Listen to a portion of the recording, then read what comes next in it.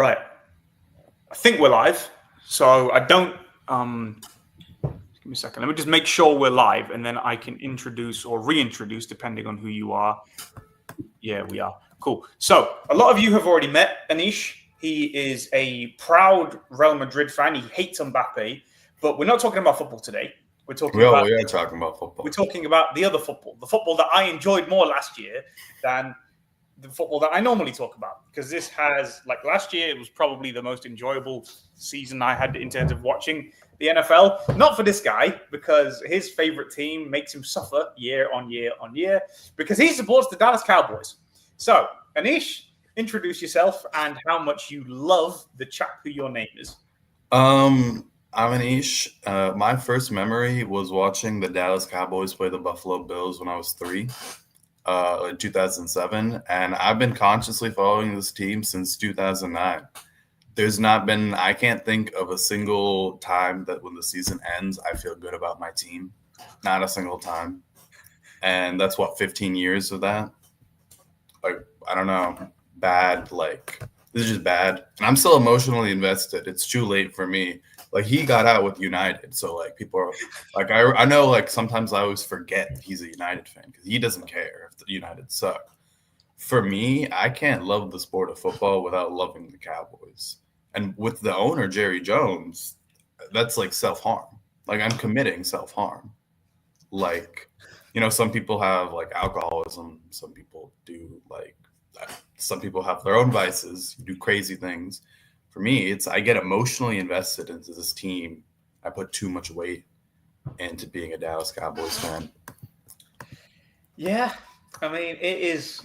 I mean, my first full year following the NFL was 2016. So the Dak and Zeke 13 wins, and my introduction was sort of through Undisputed and Skip Bayless, because I found Skip the summer before through the LeBron finals stuff, and he said that Kyrie should win the MVP for the finals. I was like, whatever. So then I followed Skip over to Undisputed because I was like, this guy's quite funny. Found Shannon, and the entire year, Skip made me root against the Cowboys, which was funny through the year. And then we got to the playoffs, and I already quite liked Rodgers just because of the crazy stuff he was doing towards the end of the year. Anish doesn't like Rodgers. I'm not quite sure how much of it's football and how much of it's non-football related. He can go into that himself. But he is, then I saw him, and then Rodgers threw the pass to someone. I don't remember. Jared Cook. Was it Jared Cook? Okay, Jared Cook.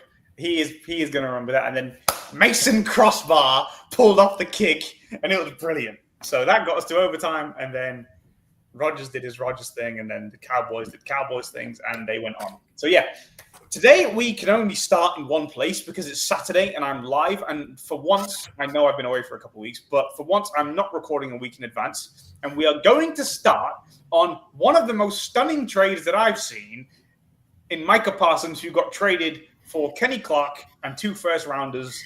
And Anish, please begin. Please just don't cry.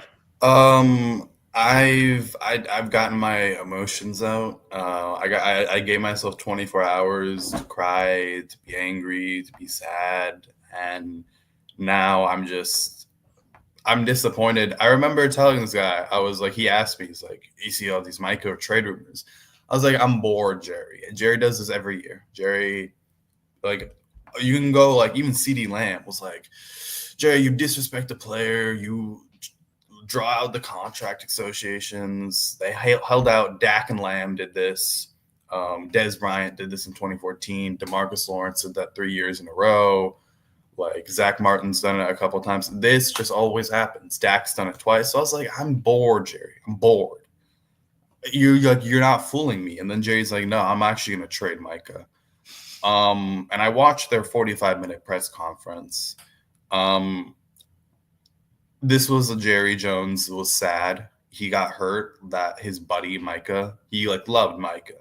It's like he felt betrayed. So he was like, fuck you. I'm done with you. Lamar Jackson legacy season. Okay.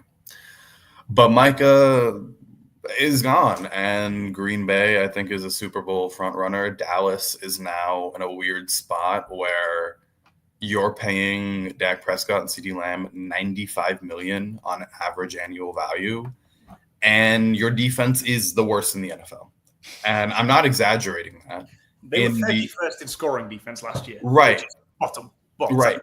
And that's the thing. That's with Micah playing a game. There is like a 1,200 since 2021, 1,200 snap sample size of what Micah Parsons is not on the field. They are the worst defense by EPA per play. Like the worst. For 32nd. And while Micah is on the field, fun fact, they rank first in that statistic. Single-handedly. Like, you go through the defensive roster. You name, this is the easiest, I think, way, especially for defense. This is a bigger topic, but defense schematically is always hard to replicate down to down or year to year consistency. Usually you get 2 years of good defense. It's just a lot harder to do. You count the good players. Deron Bland. And then you hope. I hope Demarion Overshown plays. I hope Ezaraku can become something. Oso Odigizua is a good player. But then it's like, with these good players on the defensive line, they're going to become worse because Micah Parsons isn't there. A guy who you had to double team. You didn't double team Micah Parsons. He won the game. Like, that was the type of player he was. It was him and Myles Garrett. Those were just two freaks of nature. And now I have to go watch him be that for Green Bay. Like, Green Bay, you know, they are not friends of the Cowboys. They're not friends of the Cowboys. You brought up if I like Aaron Rodgers football or why I don't like Rodgers. The non-football stuff made me justified in my football. I didn't like him because of football, but the non-football stuff was like, good. I can now doubly dislike Rodgers. Like, I was proven that I was right to feel this way. Like, I think like now I can tell people I'm moral. Micah, yeah, I mean, I think he might have been my third or fourth favorite Cowboy, like, ever. My favorite is Romo. My second favorite was Zeke because I grew up a Buckeyes fan. But besides that, it's Parsons because Parsons, he was loud. He was, brash. He was arrogant. He was kind of, some would say whiny. I would say he didn't like to lose. He is I thought he was the 21st Cowboys perfectly. Like, did he fit the 90s team? No, those 90s teams were insane, like, mentally. But, like, I was like, this is the 21st Cowboys. If I needed one player to be like a microcosm, that's Micah Parsons. And that player, I was like, this is a lifer, And from, like, a team building perspective, I'm like, why didn't you just blow it up last year? You would have traded Dak. Could have traded him to Pittsburgh. Tomlin was a big fan of him. You would have had people who could have traded for Dak, could have traded for Lamb, could have traded Lamb away last year. But here's the thing. If you could have traded Parsons, Abdul Carter was in the draft. They could have taken, like, Micah and been like, give us the Giants. Take Carter in a third. I would have been mad. I would have still been annoyed. But at least, like, Kenny Clark and 2 first-round picks that are going to be, like, late, that's not good enough compensation. So this is kind of stolen from Benjamin Solak. He did, like, a quick, tweet about this. So he was like, the Khalil Mack trade, which is, I guess, the last time something this big really happened, I think, where someone in their prime. Yeah, that was a stunner. I remember. That was a stunner. And Khalil Mack, and, like, if you subtract the compensation, went for just shy of 2 first-round picks. And he was like, Parsons is a year younger. He is the much better pass rusher than Mack was. I was going to say he was better because Mack had motor issues. I remember hearing, like, he wasn't down to down. He's a bit of a lazy prick. Right. Like, when he went to Chicago, he hit another level. Like, he had a 2-3 year peak but, like, people forget he wasn't that good in Vegas or Oakland at the time. And Mack was the better run defender, but the idea that Micah's a bad run defender is just not true. Does that just come from the fact he's built quite wiry? Yes, it's literally because they said the same thing about Von. Von Miller would be, he's a bad run defender. But you turn on the tape, it's not true at all with Von. And same thing with Micah. I went back, I watched the Baltimore game and the 2 Philadelphia games. And I was like, I don't think – now, I'm not going to say Micah's like, he's secretly an amazing run defender. Like I do understand that's not true, but he's definitely good. And I think his biggest strength, especially in the modern NFL and in the NFC East, he knows how to keep a mobile quarterback. Like there's no one more you want setting the edge because he has like 4.3 speed as an edge, and it shows. Like he's catching up to Jaden Daniels, he's chasing down Lamar, like he's keeping foot speed with Lamar. That was a big thing. I was like, Lamar gets open on a QB option, it's him and Parsons. Any other edge, Lamar's getting the edge and he's taking this home. With Micah, it's like Micah's chasing him down after 7 yards. Jerry was like, we got to improve our run defense. And that's true. But the reason we improve our run defense from this trade is because the player Kenny Clark will be replacing, Mozzie Smith, is the worst football player I've seen for the Cowboys. Like every run snap I watch of him, it's like I like, so like on these, like when I watched these games back last year, I watched these Eagles games. I'm like, okay, Mike is doing his job. Like in this wide zone, he's like getting out to the edge, and then he's like either he's reading so on like a wide zone, I guess I'll kind of visualize it. So you're running to the wide zone, and let's say I'm Micah Parsons, so I'm setting the edge, I'm meeting them at the zone. Running back can either cut back or can go wide. Micah does a good job of kind of reading the running back and will either plant himself like right here to kind of like narrow the gap for the cutback, or he'll just, follow you if you're going to try to bounce it outside. And I would see him do that. Like I would watch him individually, but then I would see like Barkley go for like 8-9 yards. I was like, okay, well, how did this happen?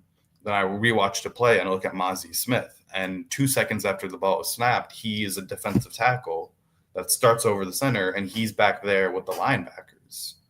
So I was like, well, if that happens, you're never going to be a good run defense.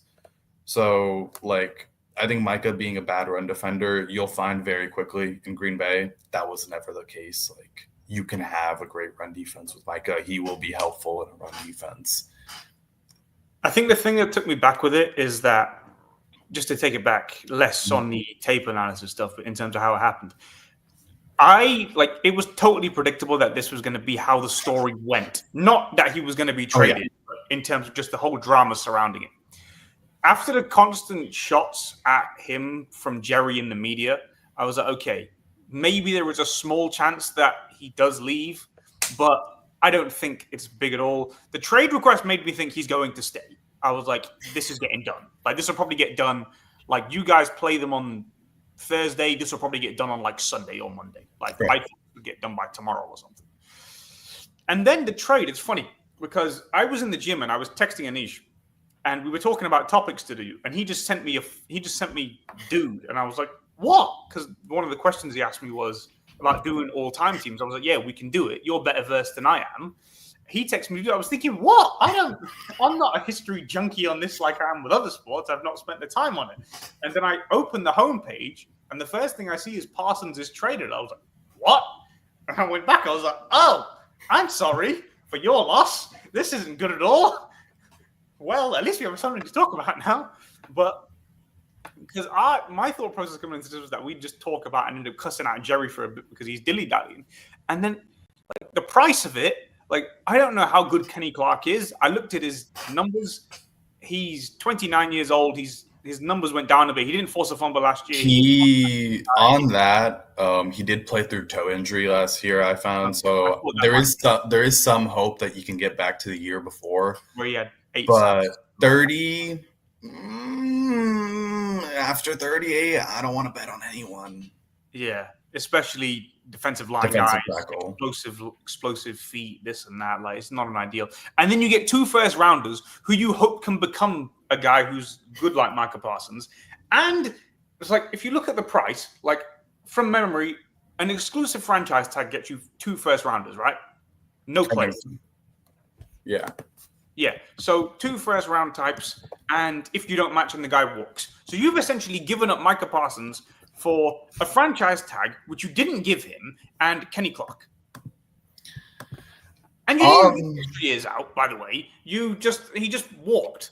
Like, it was essentially free agency. I mean, Micah's denying that he had a choice in where he went.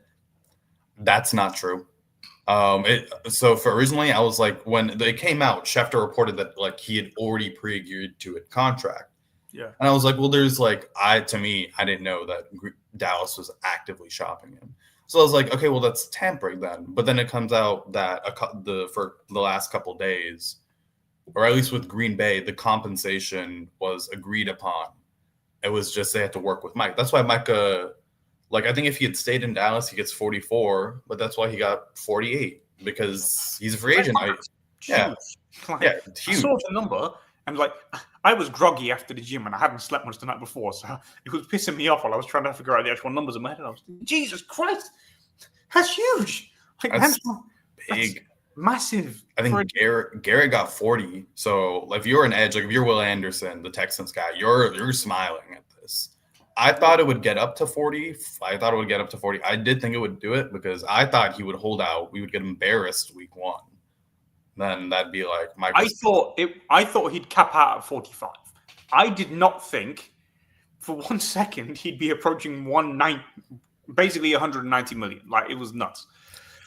And then I think going into the Cowboys as a whole, like you said, you're paying Dak 60 and CD 35. Like Dak, I don't know what you think of him. I've never seen him as a wow guy. I thought like, yeah, he's good with good pieces and a good scheme. And 60 million when the next best quarterback is getting less than that in terms of highest contract value. The best guy is he even at 50? I don't think so. He's at like 45. I think he. Oh yeah, you're right. Because I saw a thing saying that Micah gets paid more than him now on annual basis. And okay, Mahomes' contract is unique because he did it as a team-friendly deal, and he thinks he's going to play probably approaching the amount of years Brady did. And also with Mahomes, you can win. He's the only guy. There's like a certain salary cap. Not to cut you off, but there's a certain like salary cap. How much for like a QB? And so Brady was always right under it. But I mean, that's why like teams draft rookie QB so high because that's like the biggest like delta because there's a cap on how much you can pay rookie QB. And the Mahomes is the only guy where they've won a Super Bowl while paying him massive amounts of money, 2 Super Bowls. But Mahomes, you can also, if you told me that next year they rework their deal for Mahomes $75 million, there's no amount of money that's too much for Mahomes. Yeah, he's like, and then you got a guy like Dak on 60 million, and then CD, who's like he's really really good, but he's not Justin Jefferson, he's not Jamar Chase, and making less than both. I think I want to say. Yeah, so that one I don't have as much of an issue with, but at the same time, you've got 0 run game, and your defense, as you said, is the worst. There won't be there's no path to them really being good unless you say all of their developmental edges are as good as you can possibly hope. I mean, that's just like, sure, I guess like realistically, will that happen? No. If that happens, great. But like, that's not something you can realistically hope, Is the run game thing at this point, is it you just have horrible running backs, or is it that your offensive line is just non-existent now? So with the offensive line, our right tackle is a good run defender, bad pass blocker. Our left tackle struggled, but was switching sides from right to left. Only played like 13 games in college. And tackles usually sometimes like take a year or 2 to get going. The old heads, like the old beat reporters were like, I remember when Tyron Smith got here, first year, same situation, only played like 20 games, was switching from right to left, bad his first year at left tackle. But then Tyron Smith became like an anchor. You listen to edges talk about Tyron Smith. They're like, when he got his hands on you, the rep was over. Well, that was the thing. I remember because obviously he was at the Jets last year, and the entire thing was, if this was Tyron Smith 3 or 4 years ago, then they've got something there. But right. He's older now. Yeah, he's much older. And then your run game, your running backs, like you've basically since Zeke, isn't it? You've not had a good one. So what happened is they paid Zeke. But then he held out. I remember he held out. He won that held out. He reset the record running back. And then obviously with Zeke, since 2020, like he took a step down from 2018. I think after that he took a step down. But in 2020 he got like 5 knee injuries in 1 year. you're running, and if you're a running back, you're not surviving. Yeah, you're done. You're done. So like it quickly became like an awful contract. So they were like, we're never investing in running back ever. It's like, well, no, that's too far in the other direction. Like they have 2 journeyman running backs that, I mean, they're not good. They're not great. And then they have Jaden Blue, who's like a cool like third down back, but then he's also really injury prone. So it's like, so we basically don't have anyone. Like, that's good. That's good. Like the running game, it's a one-dimensional offense. It's going to be Lamb, Pickens. Now, to the bright side, I guess. How do you feel about Pickens coming in? Because now that's 2. Okay. I don't get it, because if you're going to trade Micah, why give up the 2026 3? Right. I don't get that. But, I mean, I liked the move in a vacuum, right? Like, if you just gave me it, I'm like, okay, with Pickens, you can basically be the 2023 offense where it was Dak and Lamb, buddy ball, and now you've got Pickens. And that was a top 3 offense in the NFL, like scoring-wise. So it's like you can recreate that. I was going to say your offense, like before last year, was really good. Like I had you were a top 5 offense each year. Like your defense was actually top 10 as well. Obviously, largely that was to do with Micah Parsons. But each of the last 3 years, 2 of them were with Kellen Moore. The other one was with Schottenheimer, who's the coach now, obviously. But you go from that. Obviously, last year was bad. Dak got hurt, this, that, and the rest of it. But at least you had 12 wins and a top 5 offense. You're right. And then Jerry makes his moves. And I do want to touch on Jerry. Like, we have to with your name. Like, he is... I mean, I think you're going to be a while, so I'll go first on this one. So, just on my view of it, he's honestly one of the worst GMs that I've ever seen in anything. Like, it's dreadful. I call Rob Pelinka bad, right, following the Lakers. United's management is awful, right? Cavs ones were whatever. They weren't that bad. But, like, Cowboys, by being virtue of... Well, the Cavs, LeBron just started being GM. That's what happened there. Yeah, that was, like, especially... like initially, he tried to give him leverage, and then he was like, no, JR, Shump, you're coming here. And then trading this, trading that. And then, obviously, the only time he didn't was the final one with Gilbert, and he was just like, right, out the way. I'm getting all these players in, otherwise this is going to be a wasted year. But on the whole, I've seen some bad ones. Jerry might be the worst. Like... And it's funny, like some of the worst misuses of power ever, like the worst abuses of power ever, have come from unchecked power. Jerry is the owner and GM at the same time. He has 0 advisors because the advisor is his son. Sons, it's a family business. Yeah, they run like Chris Broussard always says that the Lakers will run like a mom and pop store. That's literally the Cowboys. That is the Cowboys, to a greater degree, and. Obviously, you promoted Schottenheimer. I don't know what you think of that. We'll get onto that in a second. But at least one of his years, you know, he had 2 years, and one of them, you were a top 5 offense. And last year, you were, you know, whatever, but Dak was hurt. Mm-hmm. And, like, it's just he just wants someone who's going to let him do football stuff. Yeah. But at the same time, he does it, well, he's the coach. So, yeah. I mean, that was my little 100-second salvo. You go ahead. I mean I'm here a while, people. So I guess I'll start with Schottenheimer. So one, the way Cowboys did coaching, they mentally fired Mike McCarthy in 2023. Because that makes sense. They mentally fired him. They didn't give him a chance. I was like, I don't hate McCarthy. But like when he can get interviews next year, because they'll be like, you did not get a shake in 2024. Like they gave him like no, they didn't try to improve the roster. People it was just the same, wasn't it? It was the same, yeah. Yeah. So if you don't improve in football, you're getting worse. And they actually actively got worse. Like they lost Tony Pollard, they lost Tyron Smith. They didn't really do a good job replacing him. Like they got worse. So if you get worse, you got really bad. Because every team in the NFL thinks they get better in the offseason. Because most times you aim to try to get better. So if you get worse, you're going to be bad.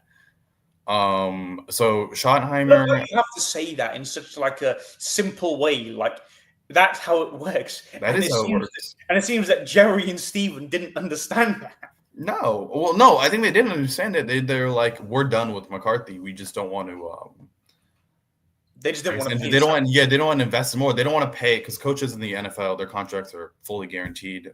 I think I know with Amarim, like Zis was saying, like he's just waiting for United to buy his contract out. That's how, like, if Amarim quit, I'm assuming he doesn't get yeah, right. That's in NFL. The coaches, well, they'll never quit because their salaries are 100% guaranteed.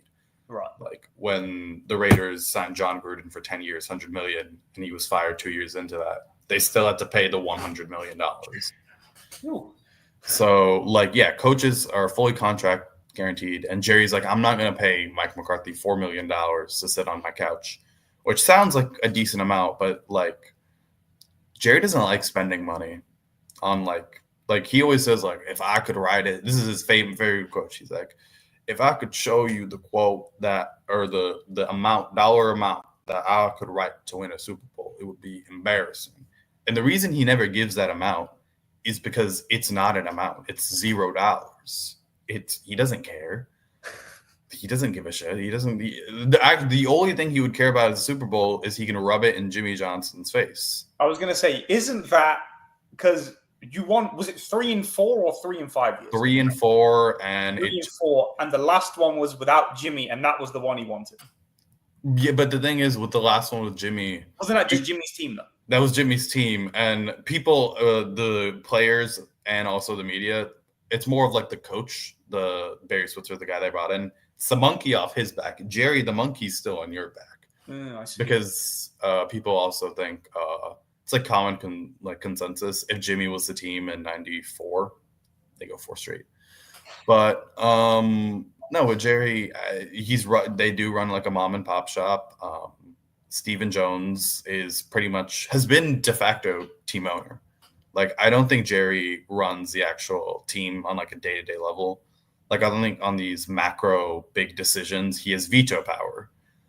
And I guess to kind of explain also the Micah trade. So Jerry said, I don't know if you saw anything from his press conference. Jerry I just saw him address Micah as Michael. That was the only thing I saw. That was in training camp. But in this press conference, he says like the decision to trade Micah was unanimous.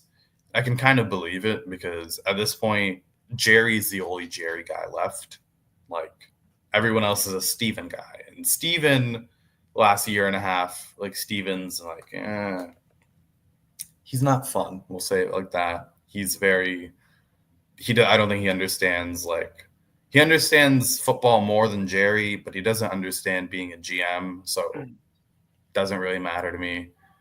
And so, like, the second Jerry felt offended by Micah, it was kind of over for Micah. Like, he had lost his one guy in the front office. And so, what's Steven's problem with Micah? Does he have one specifically? I think Steven would buy into the idea that Micah's not a bad run defender. And I think also Steven's not someone who likes, Micah has like his whole brand. Like, he's very loud off the field, right? Yeah. Which, first of all, for his perspective, I guess you can't even say he cares more about being a podcaster than a football player, because I guarantee you in like a year and a half, he's like, I'm stopping the podcast, focusing all on football, because no one's going to watch the podcast because he's not a Cowboy. Not nobody, but like, like, people will watch the first few when he's back. Right. They'll watch the podcast after Sunday, week 4. That's it. But like with Micah, or with Jerry, he's incompetent. I don't think he has a good football mind. I don't think there is any football mind. The thing that people point to in the last 10 years or so, that the Cowboys have been a really good drafting team, and that's not handled by Jerry. Will McClay, everyone knows in Dallas that Will McClay has been doing drafting for, pretty much 12, 13 years now. So he drafted not just the 12-win team you had at the minute, but Romo's team as well? Like the offensive line that Romo got. 2014 team where you won 12 games and that was Martin, Frederick, Smith, those were all Will McClay guys. And even with our first round picks that are not good, those usually end up becoming from court coaches who don't want to adjust their scheme to fit players. So they're like, we want this type of player, and I don't. But with Jerry, it's like he's not a football guy. He's very much like, he's not even a cutthroat businessman. if like you go back to it, he's a big touchy-feely guy. I mean, with this Micah trade, I don't think that some part of it, like, I don't think some of the appeal, there was appeal, like, I don't think he would have done it, but if Micah had not, like, disrespected him or he had not felt disrespected by Micah. But some part of him was like, this time when I do the Micah trade, and if we win a Super Bowl from this, they can't say Jimmy, like, no one's going to give Schottenheimer the credit for, like, a Micah Parsons trade, right? Like, this is the Jerry Jones trade. And that's always bugged Jerry. I mean, he always gets butthurt that Jimmy never gave him like any credit for, or that like no one gave him credit. They were like, oh yeah, Jimmy Johnson and the Herschel Walker trade. He was like, well, I did that. No, he didn't. No, he didn't. He had nothing to do with that trade. I don't know why he can't just accept that. Everyone was like, oh yeah, he's a great, like he changed the way like football teams are valued. Like the reason the Cowboys are at $11 billion of valuation is him.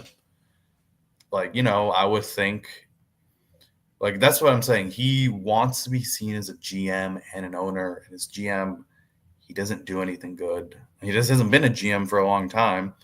I think the quote that I dislike the most, so they asked Steven this year. So the Eagles, obviously, they will extend you, like if you, like it's August 30th, right? Let's say at August 30th, 8 a.m., you're due for an extension. At 8:01, Howie Roseman's knocking on the door, like I've got the tape, I've got the extension. Steven will wait it out, Steven and Jerry, and they asked Steven about this. So they're like, why do you wait it out? You see how the Eagles do it, and then they can keep signing players because you can push it into 2029, salary cap goes up. So he was like, I see the extra money you're paying as essentially a search cost. Like he was like, I'm paying the $5 million extra at an average annual value to make sure the player is good. But when the player is like CeeDee Lamb, when the player is Micah Parsons, what do I need to like? I don't need to wait for it. That's a good thing you mentioned about the Eagles because obviously they only signed Barkley last year.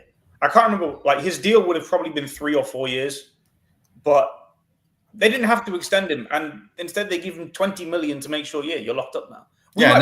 And he's happy. We might be crap in a few years, but we're gonna win now. And Dallas just seems like go the other way. They're like, oh no, let's be 100% certain.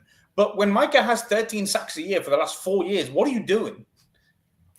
When you're mentioned in the same breath as guys as Reggie White and Lawrence Taylor, sorry, I don't need to wait anymore longer for you. Sign them after year 3. Exactly. I mean, and that's what Micah said. He's like, after year 3, when he was extension eligible, he wanted to get it done. And if they had signed it then, it would have been like, it would have been 35, I think, like around that. 40. It would have been way less than 40.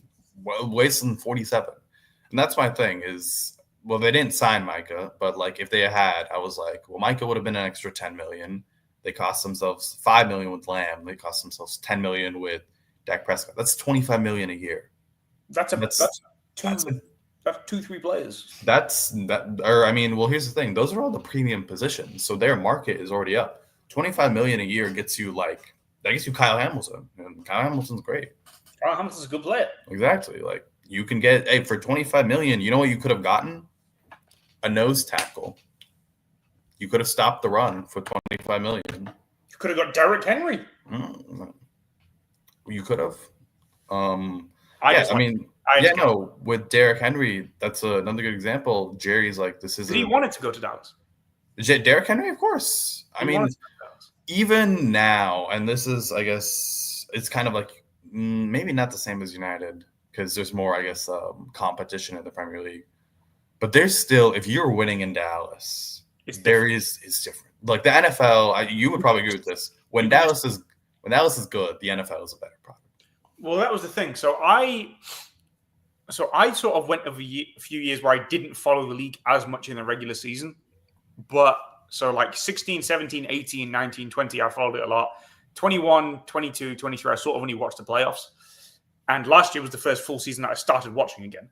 And like the vibes were different in 23 when you lot had 12 wins and you were clearly, and there was like an actual thing like, oh, Dallas, they might have something here. Like there's a real chance. I didn't think that. We've got the general media narrative. General media. Dallas might have something.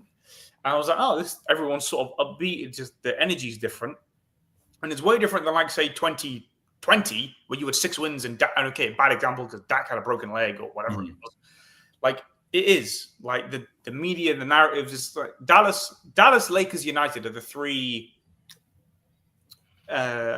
marquee franchises across sports, right? Like, they're the 3 that sort of everyone knows. Even if you don't watch the NFL, you know who the Cowboys are. Even over here. So I was speaking to a guy that I used to work with, and he's a massive NFL fan. Like, he's followed it from back when it first came to the UK in like the 70s, 80s-ish. And so he said, yeah, the Cowboys were massive in the 70s and in the 90s. People like the Giants because of Lawrence Taylor, but it was mainly the Cowboys. Like, people over here, it's sort of all over the place. Like, there's not really a set national team as much as Shahid Khan's trying to make the Jags. Yeah, I was going to say, no one cares for the Jags at all. Like, they are so irrelevant. Like, even the year they got to the championship game, nobody cared. I could walk outside, and if I would have mentioned the name, who was probably the Jalen Ramsey. Probably Ramsey. I was going to say, like, offensively, it was probably Fournette. Going the other way, it was Ramsey. Like, no one can tell you what a Jalen Ramsey is. They'll be like, I know an Aaron Ramsey, but yeah, no one cares about the Jags. They're just pathetic. It's probably because the guy who owns them owned Fulham, and Fulham were always crap too. So, yeah, the Cowboys, they're the ones with the largest presence here, but they're just bad. So, yeah, I mean, we've spent almost 40 minutes talking about the Cowboys, which is we had to, because Anish is a big Cowboys fan, and I also made him relive his trauma. I can write it down as therapy, use it as a tax write-off. But we're gonna move now onto awards. So we're gonna do awards, and we're gonna do greatest team ever. Anish will probably cover that far better than I can, because I only really track back about 12 years. And then we're gonna do predictions for the year. So we're gonna try and rattle these off, not fast, but fast enough that it's a bit more fluid than this. So MVP, who do you have? I got Mahomes. I think Mahomes is going to be. Mahomes has been penalized the last 2 years. 23, it was the drops. Last year, his numbers were down. I still think that people are going to judge him against the standards which they hold him to, against Brady. I just think the system is his offensive environment. This is the best it's been. Josh Simmons is, even if Josh Simmons isn't a blue chip, that's like the guy they drafted at 32. Like, even if he isn't a blue chip, I had him rated as a blue chip. Even if he isn't that, he's just an NFL left tackle. They did not have that last year. Like, it's a stick. they had like 6 left tackles. Yeah, that's why at the end they just like started sticking Joe Tooney out there, and Joe Tooney has short arms for a guard. For a tackle, that's how he got beat in the Super Bowl. So I'm like, okay, he's got Worthy, Rashee Rice, Kelsey as a third option is fine. Yeah. Josh Simmons. Like, and their run game's always steady. Like, they're good. The run game's always steady, although they'll never break for 30, but they're 3-4 yards. Yeah, 3-4 yards. I thought their run game, like in 23, was a lot better. Last year, 24. Like, there's a reason. Pacheco got hurt, but he came back. He didn't look the same. And there's a reason Kareem Hunt got significant snaps. Like, those were earned snaps, sadly. So I think, like, and then the defense has taken a step back. So I think Mahomes is set up for MVP. I was trying to think of an honorable mention, and I was like, Lamar, I guess. I don't think they'll give it to Allen again. They could give it to, I was like, Lamar or Allen, I guess, but that's so lame. Lamar will get an apology MVP at some point. That's what I'm saying. They could give him an apology MVP. Yeah, because 4,100 yards, 40 picks, 40 touchdowns, 4 picks, 120 rating, 900 yards rushing. That's tough. The last 2 years have actually been sort of surprising. So, I mean, Lamar's year in 23 wasn't that great, I didn't think. It wasn't statistically great, but if you watch the games, you could tell. And then the big thing with Lamar is he didn't embarrass himself in any nationally televised games, which I think is CMC was running back tax. CMC running back tax, and then Dak, in week 5 got obliterated by San Francisco. That's why I didn't care about this 23 team. I was like, yeah, I know we're gonna run to San Francisco. I know we're gonna get obliterated. I don't care about this team. And didn't you get blasted later in the year as well? Yeah, and that's the one that cost Dak. Yeah, we played Buffalo. James Cook had 200. That was again, James Cook breakout game. If your player needs a breakout game, play the Cowboys. That's where the breakout games happen. Aaron Jones breakout game, Christian Watson breakout game. The Kadarius Toney Colt is started because of a game against Dallas. Like teams play Dallas hard because if you play Dallas hard, people always remember. You're always on TV, no matter how bad the Cowboys are.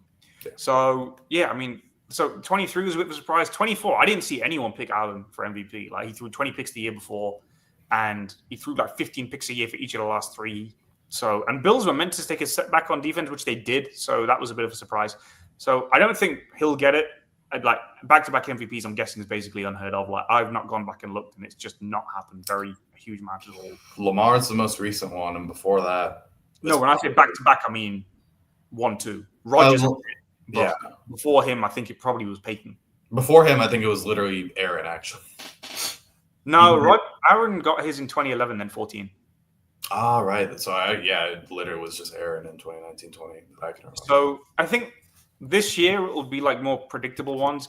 I think Mahomes will still get penalized, but I think Lamar will Burrow because I think the Bengals finally signed Hendrickson. He's back in playing. Shamar Stewart is meant to. First round. What do you think of him? Do you like him? I like him, but like he's very developmental. Like you asking an immediate impact as a pass rusher. I still like with Hendrickson. They're still going to be bad. They'll be bad. And my thing is, they will if Burrow gets an MVP, it'll be they got some one game or one score like luck where like maybe that's what I'm thinking. Like if they're in 10 one-score games, they win 7 of them or 8 of them, and so they end up with like a 12-5 record. That's the direction which I was thinking. I was thinking you got 9 wins last year, and your defense was dreadful, and you lost a bunch of games where you scored 35 points. I think they can swing the other way. Hendrickson and Stewart, you're going to be a little bit better. The media also just loves Burrow, so if he's in a position to get one, they will. They feel like he's due. Yeah, so I think that you get 12 wins, 11, 12 wins, and he can steal one. Mm-hmm. Which is interesting because I don't think they're going to win the division, which makes it even harder. Yeah, that's going to be – I think they would have to be like a 12, 13-win wild card team. Right, that's what I'm thinking. Where it's like, oh, you're just unfortunate to be in the same division. But yeah, I think I'll say Burrow, but I wouldn't be surprised if Lamar or Mahomes pull it off. Mm-hmm. But Lamar would be the second pick. I think Burrow can get the first one. Defensive Player of the Year, who you got? I've got Kyle Hamilton. Well, I did this before Micah got traded. So my pick now would be Micah. Because my thing, what held me off with Micah is like this Dallas defense is still going to suck. Like they're not going to be good enough to where it'll matter for Micah. The Green Bay defense will. So my pick is Micah. My honorable mention is Kyle Hamilton. I thought that the Raiders with Crosby, because Crosby racks up sacks, and they're going to be better offensively with Geno, and Pete Carroll's just generally a good defensive mind. I thought if they can get 10-ish wins, 10, 11 wins, because obviously you have to win some games. Right. And so I thought that maybe he could steal it, but then Parsons. Yeah. And this is an award where you don't have to be good the whole year. No, so for edge rusher, there's a chart. I'm sure you've seen it because it's very big. It's the pass rush win rate versus double team rate chart. Yeah. It's very big. So that basically gave Donald the deep boy back in 2019 or something. It was TJ Watt was leading the race because he had more sacks, like 5-6 more sacks. And people argued, but Donald has more pressure. But that's just value. For award voters. But then that chart came out immediately. It flipped the narrative. They're like, look at Donald, look at TJ Watt. TJ Watt's assignment is so easier. And since then, if you're an edge rusher, you're topping that chart. Okay. And I think what makes it difficult for edges is when you look at these charts, look at that chart the last couple of years, it's real. Micah and Myles Garrett look like they're playing a different sport. They are the gap between the average and the third guy is the gap between the third guy and Micah and Myles. Oh, Christ. So I was like, it's hard. I was like, the issue is they're going to be so high up on that chart. It's going to be hard for an edge, but obviously Parsons is in a good situation now. And he is due. I was thinking with him was that something that people tend to hold against him is that he wears down towards the end of the year. And I'm just like, okay, there's going to be some sort of schematic reason for as to why he doesn't get a bunch of sacks towards the end of the year. Because last year, he had like 70% of his, no, he had all but one of his sacks post-injury. So that was disproved last year. The defensive load isn't all going to be on him this year like it was. It will all be on him, but he's a player that can handle it. Like, I don't think that's a... When I mean that, I mean like, so he'll be double-teamed all the time. Yeah. But eventually, if the other chaps are doing something stupid here and there, just based off the attention that he's getting, he's freed up a little bit, and now he's not as exhausted to close the year, and he can still rack up sacks. So I think he'll end up getting a bunch of sacks, and he can win the Defensive Player of the Year. Adding the fact that he was just traded before, narratives, this, that, and the rest of it, I think that he'll get one. I mean, yeah, I would agree with that. I looked it up. Yeah. He got, so in 2022, he had half a sack per game in December. And then in 2023, he had a sack a game in December. The idea that he wears down is just...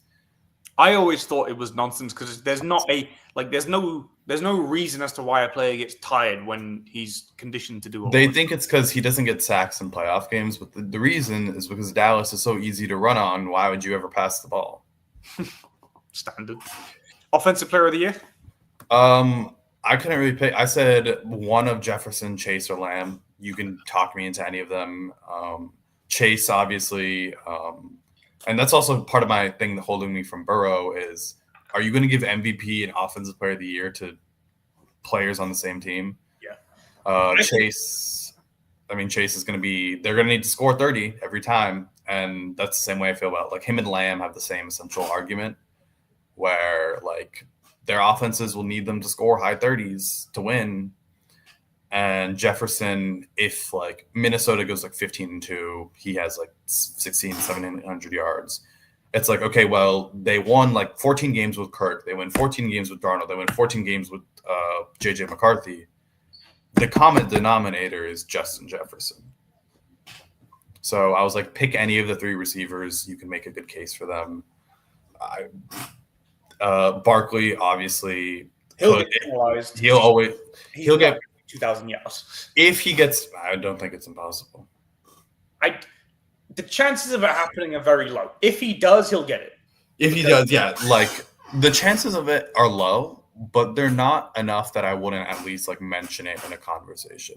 Like their offensive line is ridiculous, and his running style doesn't lead him to taking licks to the same degree that other guys do. And by the time he's even touched, he's already 3 yards past the line of scrimmage. Yeah, and he'll need to do it with the yards because, you know, with Hurts, you're not going to get the touchdowns.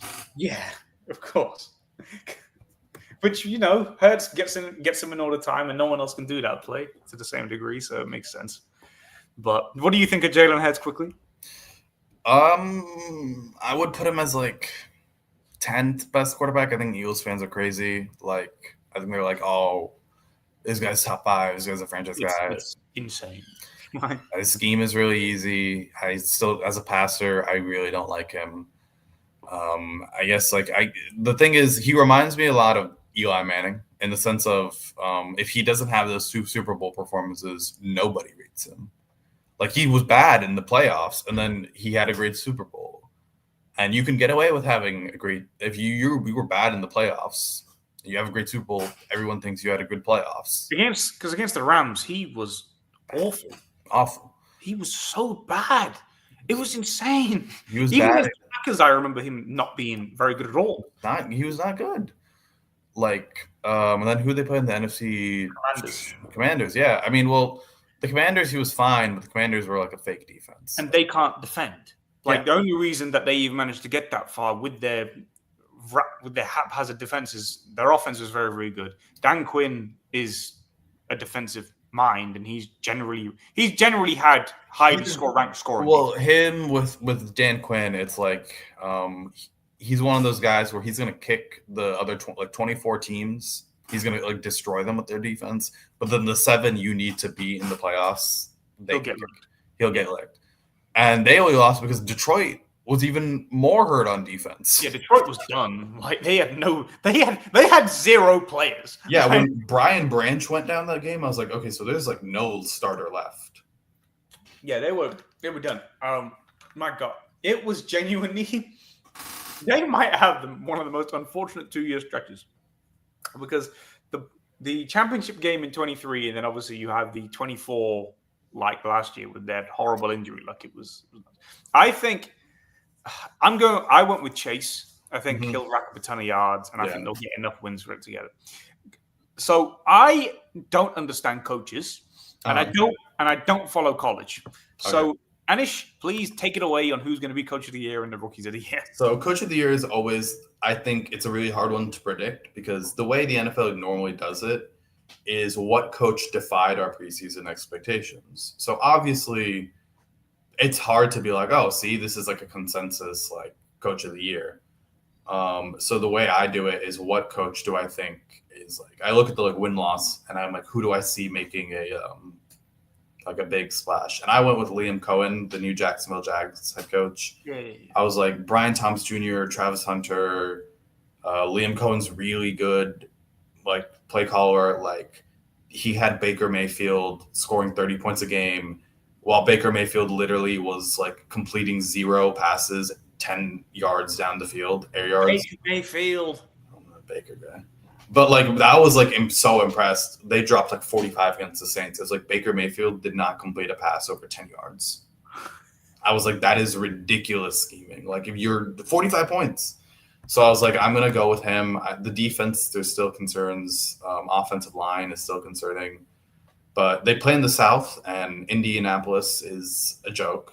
That's a crappy division. Yeah, a crappy division. The Texans have ignored offensive line, and it's like, how much can CJ Stroud bail them out? And they've only got one receiver because Nick Collins is around, but Dell's got a broken leg and Diggs is gone. So so I like their 2 rookies, but like again, like I like them. Do I like them enough that they have like the worst offensive line? Like I think it'll be better than last year. But like then it got worse on talent, and they don't have Joe Mixon. It's like, I could see Jacksonville. They steal the division. Liam Cohen gets coach of the year. So I follow college, not as much as sport, but the players. I'm a prospect watcher. So for offensive rookie of the year, I went with Emeka Egbuka. I think with Godwin is out and McMillan is out for the first half of the year, he's got free reign to be in the slot and be next to Evans. I think Ohio State, trust Ohio State receivers. They're the biggest bet. They're the safest bet in football. Egbuka was my receiver too. It's like, okay, he's in a system where I think he's going to week 1 come in. He's the number 1 receiver. And then Evans will get more attention.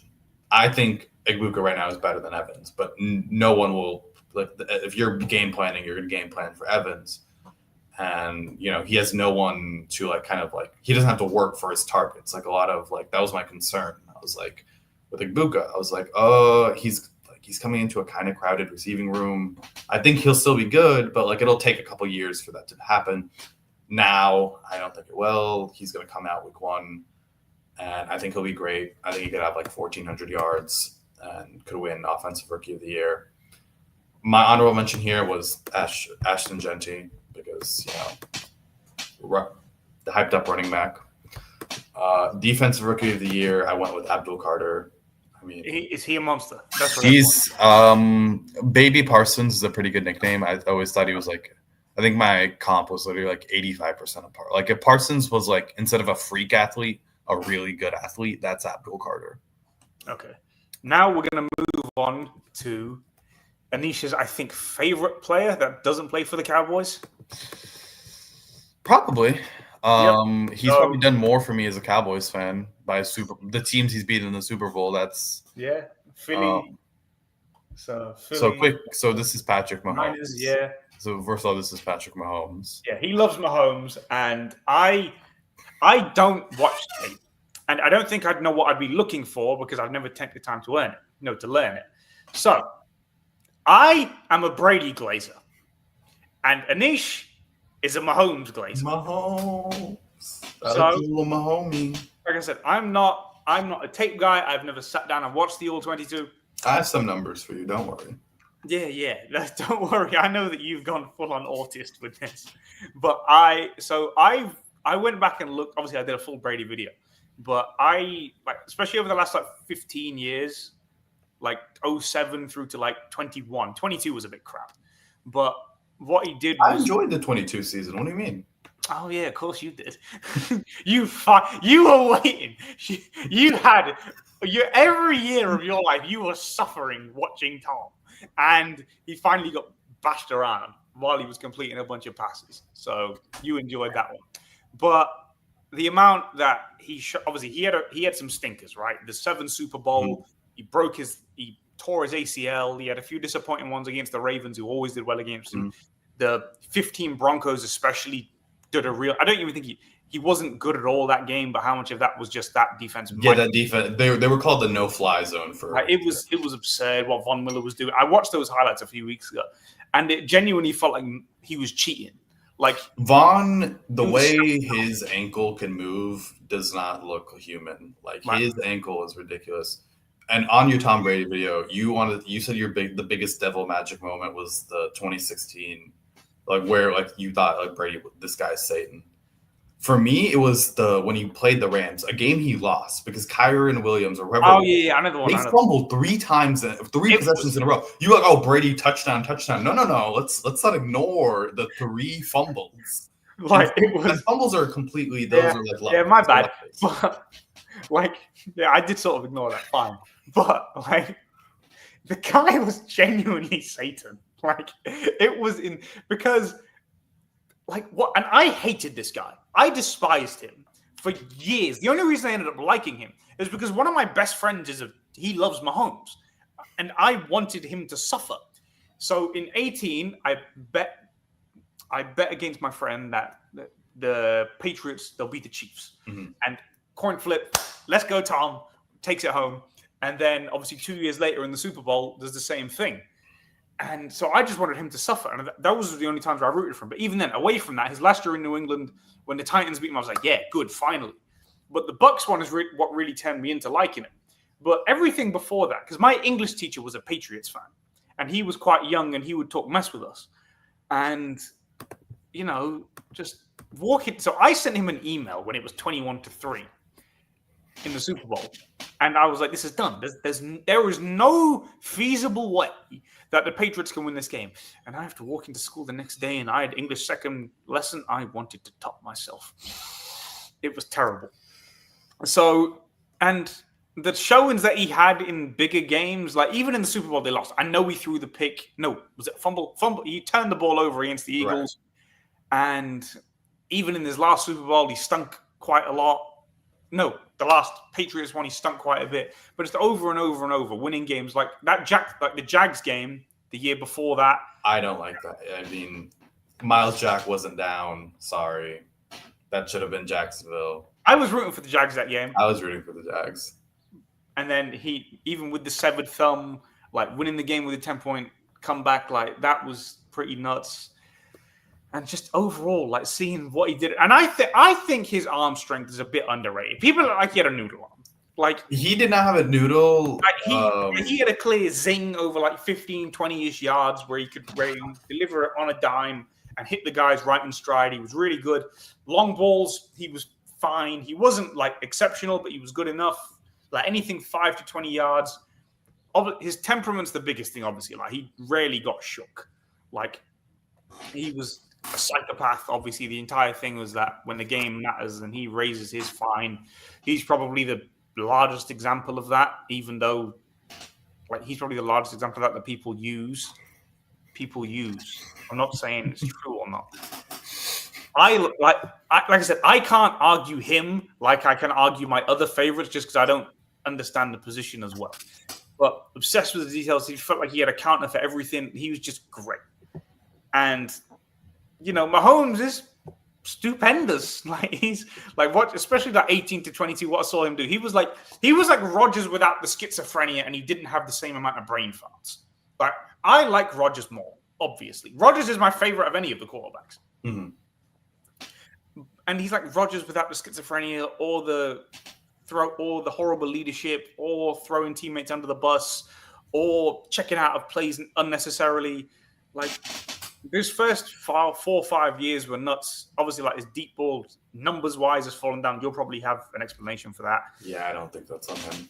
Yeah, playoffs. He's been very good each time. I think his Super Bowl performances have been a bit disappointing, and I understand both of the ones he lost, pass rush issues. But against the Niners, I remember I didn't think he was very good at all, and up until obviously the fourth, and then the next one, Eagles, he was really good. That was his best. Yeah. And the Niners, the second time, I didn't think he was good at all in that one either. Like again, closed really well, but not as good. So yeah, I just think Brady's great, and I think greatness wise, I think he's got the better career. Mahomes might overtake that. Again, I can't explain why Brady's better or not because again, I don't really have an answer. Just eye testing, fine. But yeah, go on, hit me. All right, so I want to start off. Pull up his document. I can see. Yeah, I'm a day one Mahomes fan. I've been here since 2017. They did a pre-draft interview with him, and they said, "Who's the quarterback you looked up to?" He said Tony Romo. I said, "This is my guy. I like him." Did he become the best quarterback ever? Yes, and I think that was deserved. So I'll start off. I'll throw you a bone. I think the trait that makes Tom and Pat so good in the playoffs is they don't take negatives. They don't you'll never and it's so funny because they do it in completely different ways. Yeah. Tom will do it is if you're not getting to Tom Brady. As a pass rusher, you're not getting to insane Tom. Release. You're not getting it. His not just release, his footwork. And this is one of those things. You watch the tape. He was a ballet, moving his feet, manipulating the pocket, the specific shifts of himself, getting into the arm angles. He knew how to position himself. He studied the game. He knew how to move his body to keep himself safe. And that's how, he was he's never going to get in a 2nd and 13. He'll get in a 2nd and 7. And that doesn't sound like a big, really difference. But then you stack them up over the game. That happens 5 times a game, 6 times a game. That's the difference between that's why edge rushers are so valuable now, because people realize a sack kills a drive just as much as a turnover. It's pretty much the same thing. And Tom didn't take sacks. Now Mahomes doesn't take sacks because he scampers like a cartoonish. He scampers around and he always keeps his eyes downfield. Mahomes is a good pocket manipulation, but it's not Brady. Brady I think is the best ever to do that. But they don't take negatives. That's their thing. If Mahomes does take a sack, it'll be a 2-yard sack, a 3 yards, where it's not that big of it's not the 7-yard kill. And that's, I think, that's what makes them great in the playoffs, because negatives are it's a lot harder to be good in the playoffs. I mean, Peyton Manning struggled with that massively. I mean, I always hate when people are he's not a playoff quarterback. Well, for example, Dak. But I was okay, by what you would consider a playoff quarterback, it's Mahomes, maybe Allen. That's it. There's or Stafford. But it's Mahomes, Stafford, maybe Allen. Everyone else to them sucks as a playoff quarterback. 30 guys can't suck at being a playoff quarterback. I just think being a playoff quarterback is hard. Yeah, I mean, the deep ball. I'm deep ball pilled. I think deep ball is a receiver stat. I think that's on the receiver to track, to get open. And especially this last year, there are times where I think this was the most his fault it's been for the deep ball. There are times where it's there and he wasn't throwing it. But I was I think that comes from 2 years of having, no Hill. He's he was frankly in the postseason or in the post game presser, he was I just wasn't looking for it. That's on me. I've got to trust my guys. That's why I think, he can have that comeback. He can now he knows Worthy will actually be down there. Worthy can bring What was the difference between 22 and now? Were the receivers that much better then? What? I think the line and the run game in 22 were a lot better. And Kelsey was younger, obviously. That's, I think, the two big things that, because in 22, they were still, the best offense in the NFL. They were number one scorer. And Mahomes threw for, I think, the most yards ever across regular and post. Yeah, I completely believe that. But, yeah, I mean, Mahomes is – you want to talk about who do you want? You said, you're down. They bring up Brady. So, I think that's stupid. I think you should bring up Patrick Mahomes in the playoffs by adjusted EPA and by success rate. He's number 1 since 1999, so that includes Tom. In 21 potential game-tying or go-ahead drives in the fourth quarter or overtime in the playoffs, he's at 71% conversion. Brady's at 53, which is second. When they're down by 10, so first of all, I'm sure you know this one, right? That he has a winning record. Yeah, I've seen when that. he's down by 10 and a half. Parades that. It is because it's ridiculous. It's nuts. Yeah, but it's like 52% overall. In the playoffs, he's 5-2 when down by 10. 5-2. They have a winning record when allowing 29 points or more, which is just stupid. Like the Chiefs average, I think, almost 30 points a game. He's already number 2 in playoff wins. He's number 1 in the win percentage rate. I think it's 85. Number 2 in fourth quarter comebacks. And his all-time playoff ranks. He's second in yards per game, third in touchdowns a game, second in turnover ratio, first in passer rating. He's the dominant force. Like, you want to bring up how, like, with Brady, you're guaranteed to win. You know, you're going far, right? And the rate is for AFC Championship, because that's like his big thing, right? It was, I think, 13 and 17 years of starting. It's a 76% rate. Mahomes getting to the Super Bowl is 71%. Obviously, there's more to it than Mahomes, but like I think he's been the focal point for 3 years in the best 3-year run any team's gone on. Like, I think if they had an offensive tackle, could they have won the Super Bowl? Maybe not. This Eagles team was really good. But like he's the GOAT. I think like I'm like greatest already with just the 3. I think the longevity thing, that's always like I think he's the best. And then it's just like a matter of time. As long as he doesn't you're just waiting for everything else to catch up. Yeah, you're waiting for everything else to come up. And I think like it's not even like he's not close enough to the trajectory that I think where like people could be like, well, Brady, that's still a big ask. Like Brady was good like 16 years in his career. That's not. Can you ask that of Mahomes? It's like I think Mahomes, if he had 3-peated, I think it would have been GOAT. Anyways. That would have been.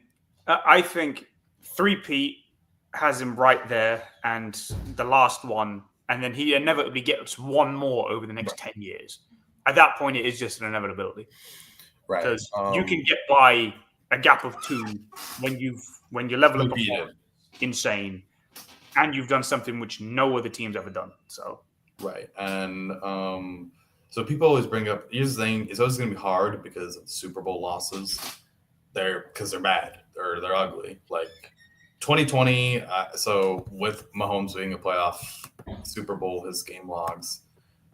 I don't really agree. I think he struggled against San Francisco the first time. But that was baby Mahomes to me, right? Against San Francisco the second time, 74% completion rate, 333 yards, 2 touchdowns, 1 pick, and then a big scramble to set up the overtime win. Like I think it was like they won the he had the little flip pass over in the right. Yeah, he had the flip pass, but his scramble on like 3rd and long like set that up. So it's like I think the 49ers game was good, I think, or the second one was good. First one bad first half, good second half, so whatever. Then Eagles game, first Eagles game was good. I maintain this. His best game is 2020 versus Tampa. Go away. I think that is you watch it with your eyes. That is ridiculous. He was not getting helped out at all. Come on. Listen, like I said, I don't watch the tape, but and I understand, right? Some of the guys were dropping the balls. Kelsey dropped a touchdown. Fine.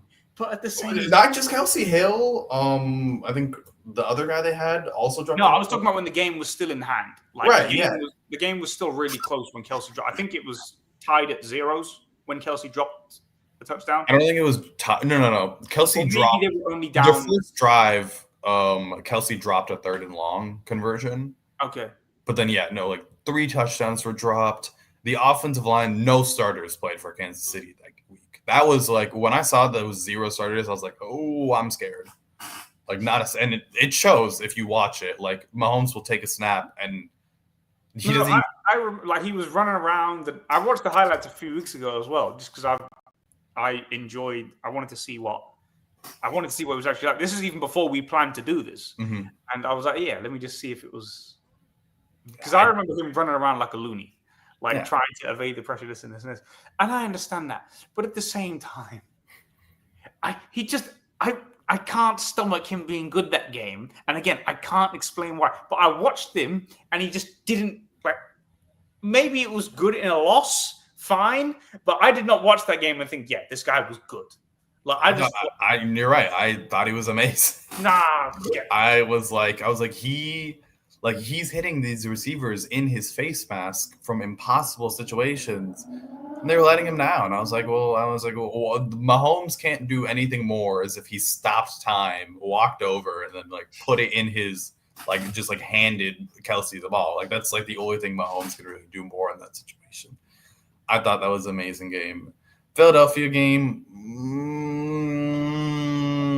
Say he was good. And I was definitely he was not helped out, but some of the DeJean interception, like the one to DeJean, I was like, dude, this is a bad read. I understand the pressure is there, and that's like the underlying issue for it. Yeah. But like it wasn't the Tampa game where I thought he was actually dealing with the pressure. I was like, no, they got you. They mess up your internal clock. That Eagles team was ridiculous. Like seeing the stuff they put. I have opinions on that Eagles team. We'll get onto that. That's the next thing. So yeah, like I said, I'm never going to go back and watch the tape. But watching, just eye testing in the game, Mahomes has been relative to what I think he can be, and relative to what he's shown he can be. Which from year one through to year. I thought last year he wasn't as good, but I know that you think he was really good last year. You thought he should have won MVP, right? Well, I said if you want to play devil's advocate, so the Allen MVP argument was he's more valuable. And I was like, if I want to play devil's advocate and actually be who's most valuable, Mahomes accounted for more of his offense than Allen and Lamar. My vote was Lamar because that's not how it's actually done. Yeah. If MVP meant MVP, then we would be like Mahomes would have 7. It's like in the NBA. Mahomes would have 7. Brady and Manning would have 8. Yeah, I know what you're saying. But I think he'll be back. I do agree that 24 was his worst year of recent memory. Since I think 22. Of the 3 years, I think this is his worst year. There were actual still nitpicks. Yeah. 23, my memory is that from the odd things I would watch pre-playoffs is that the receivers just kept dropping the balls. Right. It was Kelsey or no one. Yeah. So our final topic now, because I only had in mind this for an hour, and then best team ever is just fun, and we still need to do predictions.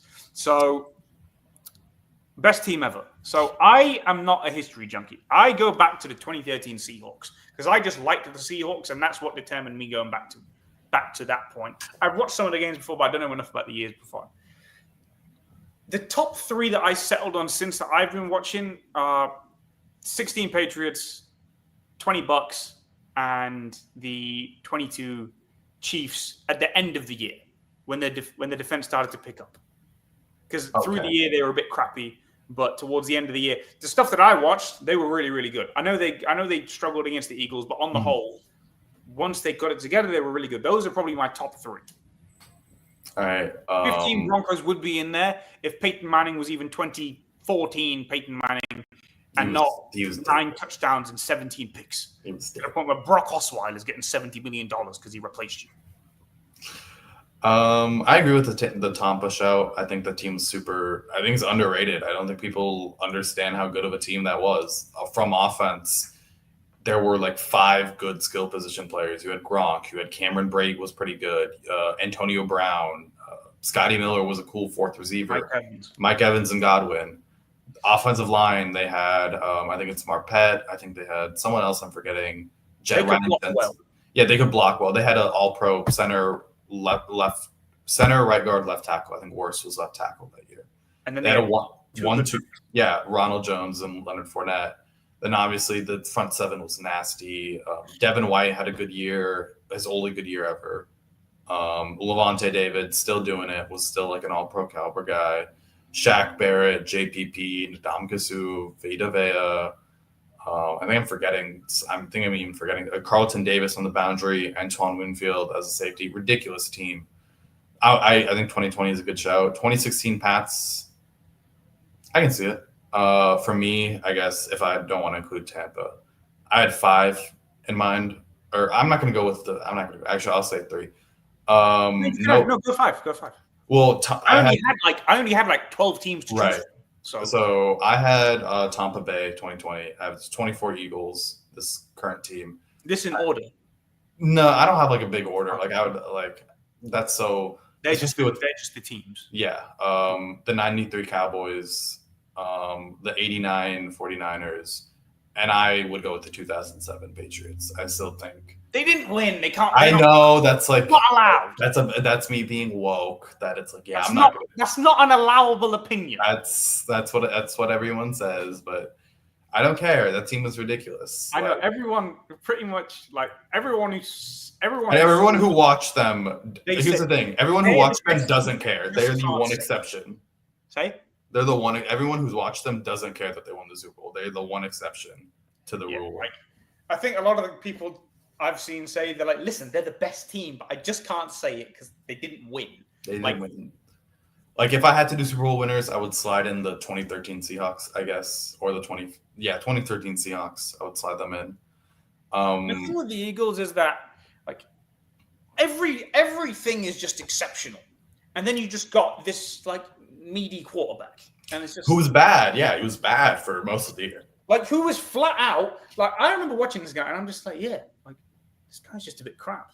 Like he's just not very good. He wasn't very good. And obviously he's got the Eli thing where in Super Bowls his balls just drop to being a third leg, and he's genuinely good in Super Bowls, but he's not good in the other playoff. He's not good in the other things, and he's just not good. Like he's a good running threat, but he's not explosive like Lamar. He's not like a wow athlete. Obviously, he's built like a truck and he's really, really strong, but his throwing zip isn't good, and sometimes he holds the ball for too long. He cannot work over the middle of the field at all. His pocket presence is awful. So, I mean, it's a very simple. Russell Wilson, just stronger and more handsome. I was going to go, I was like, the reason I find it funny, the 93 Cowboys, 2024 Eagles, they're very similar. I have I don't rate Troy that highly. Troy gets a lot of credit. This is just Jared Goff with some aura, man. Like, handsome Jared Goff. Handsome Jared Goff. And like, I don't think Troy was that good. I think Irvin was ridiculous. Like, he's underrated. I think, if anything, like he averaged 1,400 for 7 years in that. Yeah, in the 90s. They didn't throw the ball then.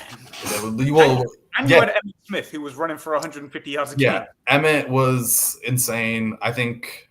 And I'm guessing your offensive line was filled with Titans, and you had Charles Haley.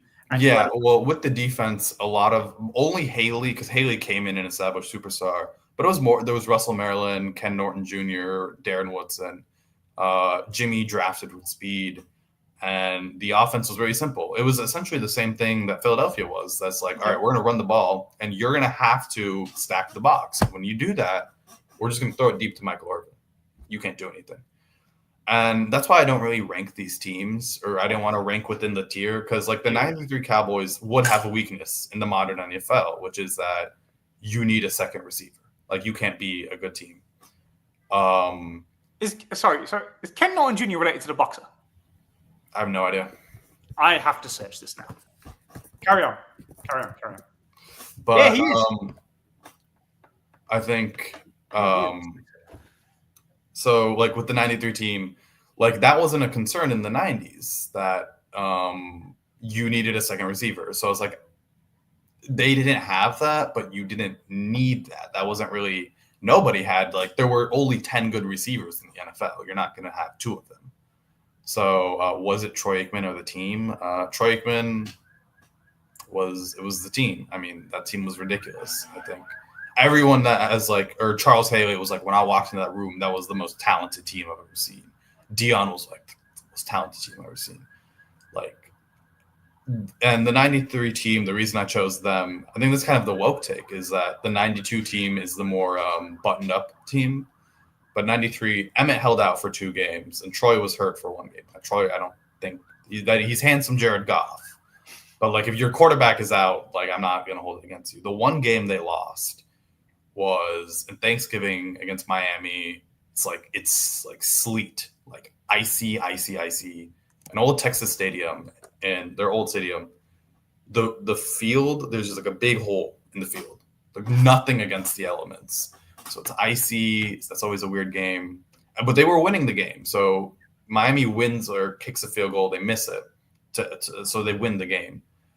But then Leon Lett goes to recover the ball, touches it, but it slips. The ball's back in play. Like now Miami can recover it. Miami recovers it, kicks like a 19-yard field goal, and they win. So it was like, I was like, they lost that game, but that's a freak accident. They demolished Buffalo. They demolished Green Bay. They demolished San Francisco. I was like, this is a ridiculous team.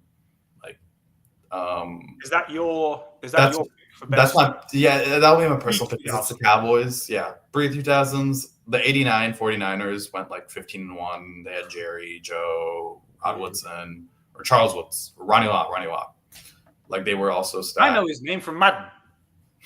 He was a hard hitter. He was like Cam Chancellor before Chancellor. And then I guess 2007. That team wasn't very like even, but they had Brady, Moss, Welker.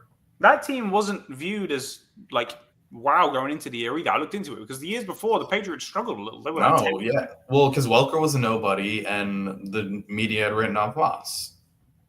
And then Brady goes there. No, he gets with Brady, throws 50 touchdowns. He catches 20-something. 23, I think I want to say. That's the record.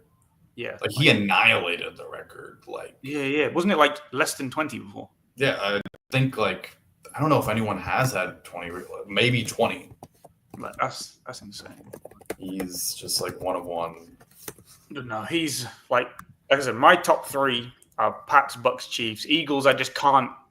It's Jalen Hurts. I can't. I agree. Like, if they had, like, Herbert. You know what I'm saying? Like, I can't in good consciousness put a team with Jalen Hurts at quarterback as a top 2-3 team ever. I just can't.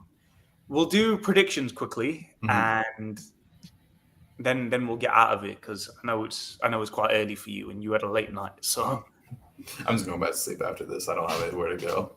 Cool. So, I mean, I did it in form of divisions into the seedings. If you just did seedings, that's fine. You start open with us. I didn't have it within the division. I just did like a seedings and then how the playoffs will go. My 1 seed for both is Kansas City and Green Bay. Okay. They're obviously the 1 seeds. 2, I have Buffalo and Philadelphia.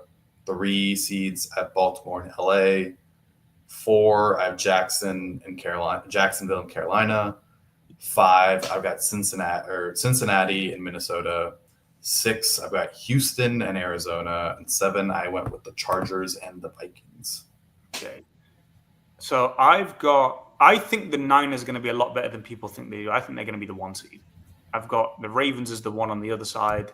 2s, I've got Eagles and Chiefs. 3s, I've got Packers and Bills. Bucks, I think, will win their division again. And then I've got Texans as the 4 seed. For wild cards, I've got Lions and Bengals as the 5. Commanders and Chargers at the 6. And then Rams and the Steelers at the 7. And did you say... Sorry, run through yours again. Just so I can... So I went... Go NFC first. Okay. Green Bay, Philadelphia, LA, Carolina, Minnesota, Arizona. Arizona. And then, really? Yeah. This one has Dallas in it. I'm putting San Francisco there instead at 7. My concern with San Fran is just if they're healthy, they'll be good. But my assumption was health. I think because their schedule is really weak. I looked at it the other day and it's just there's some bump. Like these guys could easily go for 13, 14 wins if there's health. Because I mean, I don't think Brock Purdy's very good, but No. he's good enough that you can win games with it. Right. And McCaffrey is ridiculous. Yeah, I have concerns of who's going to be if McCaffrey's hurt, who's going to be their offensive weapon. Kittle's good, but they don't have a receiver. Ayuk is going to be coming back from injury as well. The defense I have faith in to be better. I think will be good. Yeah, I mean that's what sunk them last year. They still had a top 10 offense last year, so that wasn't the issue. I think they went with the draft. Yeah, why doesn't Jalen Hurts get any credit when they build good players around him? What am I supposed to credit him for? I don't understand. Am I crediting Jalen Hurts for Howie Roseman being good at his job? Jesus Christ! My thing's off. My comments, my panel. No, I had to put it. I was in the my fault. Was it Steve Young or the rest of his team? I think Steve Young was better than Aikman. Yeah. Every team wants to build the best players on the quarterback. Yeah, but you need the best quarterback. That was. But the thing is, let me word this in a bit of a better way. The best still reveal themselves as the best. Right. Building, for example, no one can be guys, we should build the Eagles, because that's ridiculous to think you're going to get an all-pro at every major position. That's just they got all-pro receiver, all-pro running back, all-pro tackle, all-pro defensive tackle, all-pro linebacker, all-pro safety, all-pro corner. You're not going to do that. That's not feasible. And the other thing is that ultimately Brady had Gronk and Aaron Hernandez before he decided to before he did what he did, and he had Wes Welker. He still looked really good. Peyton Manning had a bunch of very good receivers. He was still the best. He was still throwing 50 touchdowns. Mahomes, Hill, Kelsey. Who was the other chap? Sammy Watkins, I think his name was. It wasn't. He wasn't. He was fine. He's fine as a third guy. Yeah, as a third guy, that was fine. And you've got back, and so you can run the ball, this, that, and the rest of it. You have Mahomes still looked like the best. Jalen Hurts, there is no argument you can make from watching the guy that he is anything other than an above-average quarterback at best. And in reality, I don't think he's even that. I'd give him above average just because I think the pre-snap, he's solid pre-snap.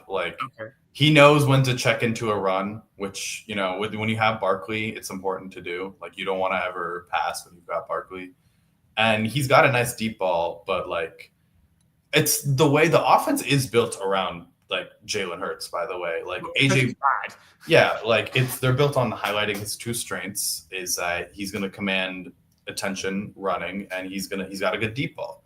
That's why you got man beaters. AJ Brown and Devontae Smith are two of the best man receivers. And if you play man, well, guess what? You're just going to get run. Or you play zone, you're going to get run over. You play man, you're going to get thrown on. That's the conundrum they build. Then defense, Fangio is just. I mean, there's a reason why every team wants to run a Fangio system. Okay, now that we've gone away from abusing that moron, playoff brackets. What have you got? All right, I had Green Bay beating San Francisco. Now they have a see. I got to switch up the thing. So I have Philadelphia beating San Francisco. I have Buffalo beating the Chargers. I have Baltimore beating Houston, and then I have the Rams beating Arizona. That's my wild card, and then I have Cincinnati beating Jacksonville and Minnesota beating Carolina. Okay. Divisional round, I have Kansas City over Cincinnati, Green Bay over. Who did I have? Who would be the lowest seed in this? Hold on, let me think. I think it'd be Minnesota. I would have Green Bay beating Minnesota. I would have Baltimore beating Buffalo, and I would have Philadelphia beating the poor old.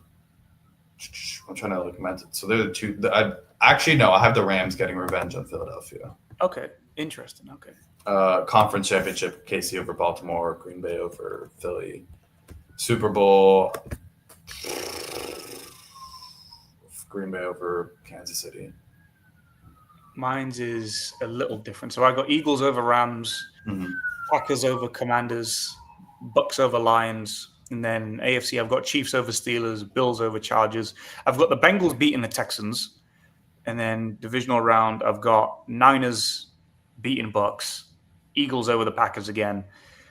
AFC, I've got Baltimore beating the Bengals. I've finally got Josh beating Patrick. I think he'll finally pull that one off. You don't believe it. He'll get him one day. I promise. No. With Josh, I think at this point, you could have put Josh Allen on the Eagles in the Super Bowl. They would have found a way to lose that game.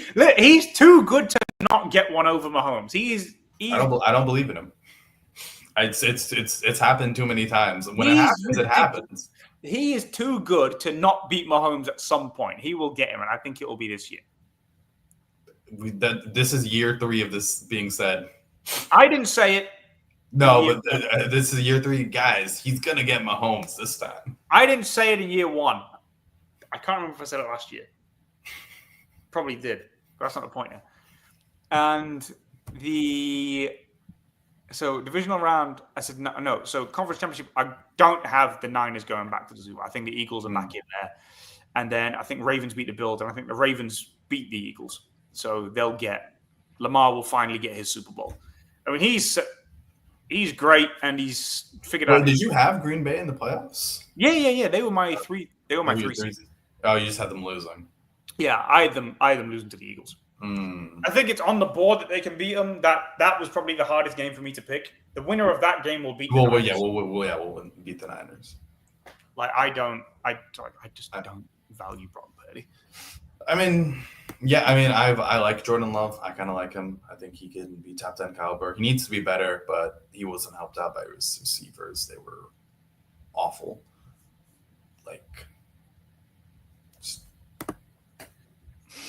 Bad, man.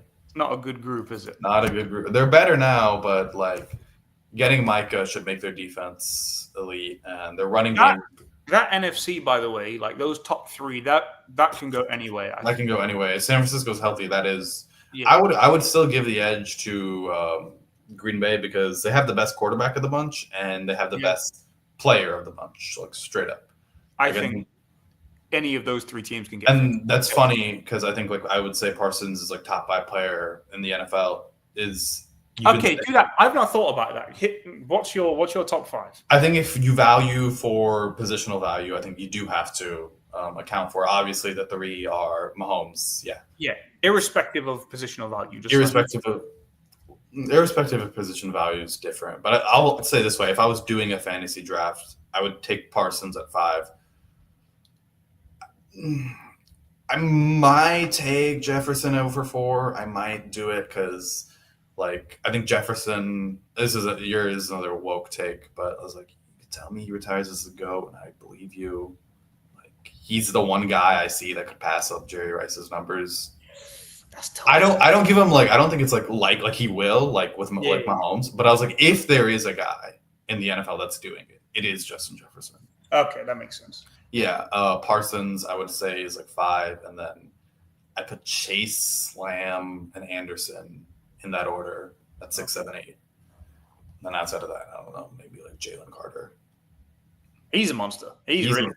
I didn't even know this. He plays 85% of snaps for a defensive tackle. That's really good. Normally they play 60% because is that because of all the beating they take? Yeah, that's all the beating they take. You're usually that's why you want 3 defensive tackles. You gotta rotate them in and out. Nice. But no, Jalen Carter is a monster, man. That's and guess what? He's gonna be in Philadelphia. Cool. Oh God, you are in for a world of suffering this year. How many wins do you think the Cowboys end up on? 4? 5, 4, something like that. That's tough. I guess with a quick long-term view of the Cowboys, what do I see the future is? Those picks aren't going to be good. So the Green Bay picks aren't going to be good. On the bright side, we'll get we're a good drafting team. I think we'll get blue chip talent. My thing is I would kind of sell out for 2027's draft. 2026 is a solid draft, but so far 2027, I've got 5 blue chips where if they go in the top 5, that's completely fine to me. And that's not including the quarterbacks. I think Jeremiah Smith is ridiculous. Dylan Stewart is ridiculous. You got 3 years after years of Dak. You're not allowed to get excited. Yeah. I think, okay, this is my thing with Dak, where I think he will not cover up your deficiencies, but he will exaggerate, or he'll exaggerate your Weaknesses. Yeah. no, not exaggerate your weaknesses. He'll exaggerate your strengths. Like, oh, really? Okay. well, the 2020, to go back when Dak was like an all pro. We'll finish. Yeah. It's fitting we finish on Dallas. Yeah, I mean, the 2020, that wasn't a good offense in terms of, they had an offensive line, they had CeeDee Lamb, they had no one next to Lamb, and they had no real running game to speak of. But Dak and Lamb had such a connection that it was like the difference. And there's a reason the one game where Dak and Lamb aren't on the same page, surprise, surprise, the offense gets shut out, sucked. And the defense, obviously, that's their own thing. But like the offense sucked for the first half. Like the Green Bay game, like I guess I don't know if this is Dak defending, but like I don't hold that Green Bay game against Dak. Like I think he was bad. Like I wouldn't say he was good, but I think even if he was good, that wouldn't have changed the result. So I don't really care. But like it was like I think this should be a better offense in 2023. I think Dak he's prone sometimes. He's really. I think Steven Ruiz, right for the Ringer, he said it the best. Like, he's a quarterback from like the last era. He's like a holdover. Like, he plays the position. Like, if you know what to look for, like if like he's teaching. Like, if you were teaching someone quarterback, like Anthony Richardson, watch Dak Prescott play. I mean, that's why like Brady loves like just the human quarterback. Right. He's like because what holds him back is physically. Especially now with his older age and injuries, he's not that great of an athlete. Yeah. But like his mental processing, that's why like Manning loves him, Breeze loves him, Brady loves him, those guys, because like the way he plays quarterback is like amazing. Like pre-snap, I think people for the last couple of years, like it's always like if you say this, like if I went to a bar in Indiana, I said this to someone, they'd be like, "Are you goddamn homer?" Is why people like. They wouldn't take me seriously, but he does play like Peyton Manning. This command at the center is like Peyton. Now, obviously, Peyton was probably no one was smarter than Peyton. I was going to say, what made? I know I'm keeping you. What made Peyton? No, I mean, I have nowhere to go. Oh, perfect. That's good. So I'm out of people.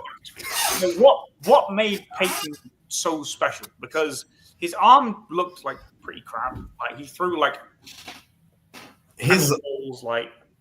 Was it everything pre-snap? So he just made everything. He was really good pre-snap. He was really good pre-snap. Also a good pocket manipulator with his feet. His arm, I think the thing is, like, I'm assuming you have not watched. If you've watched Peyton Manning, I've watched. You watched probably Ole Broncos, Peyton.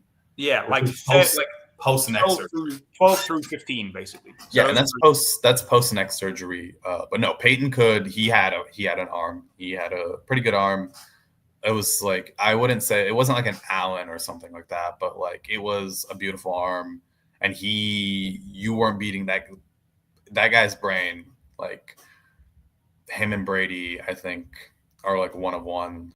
Like I think Manning might be better pre-snap, and then Brady might be, I guess, better post-snap. I mean, they're both like very similar. Like I think really the difference between Brady and Manning, a lot of it is, I guess, poise. Like I think Manning has the dumb mistake in him, a little bit more than Brady does. Like I think Brady never has those brain farts. Like every quarterback does. Like even Mahomes, sometimes you'll be like, why did you throw that? What like I was gonna be with Dak. Like sometimes with Dak, I'll see him like do something that's like there's always the one like 2 throws a game Dak will throw where it's like he's triple covered. It's 2nd and 10. He's just throwing it deep. I'm like, there's no need for that. Like every quarterback has that in them, except for Tom. Like I feel like Tom never made bad decisions, and that's what separated him from Manning.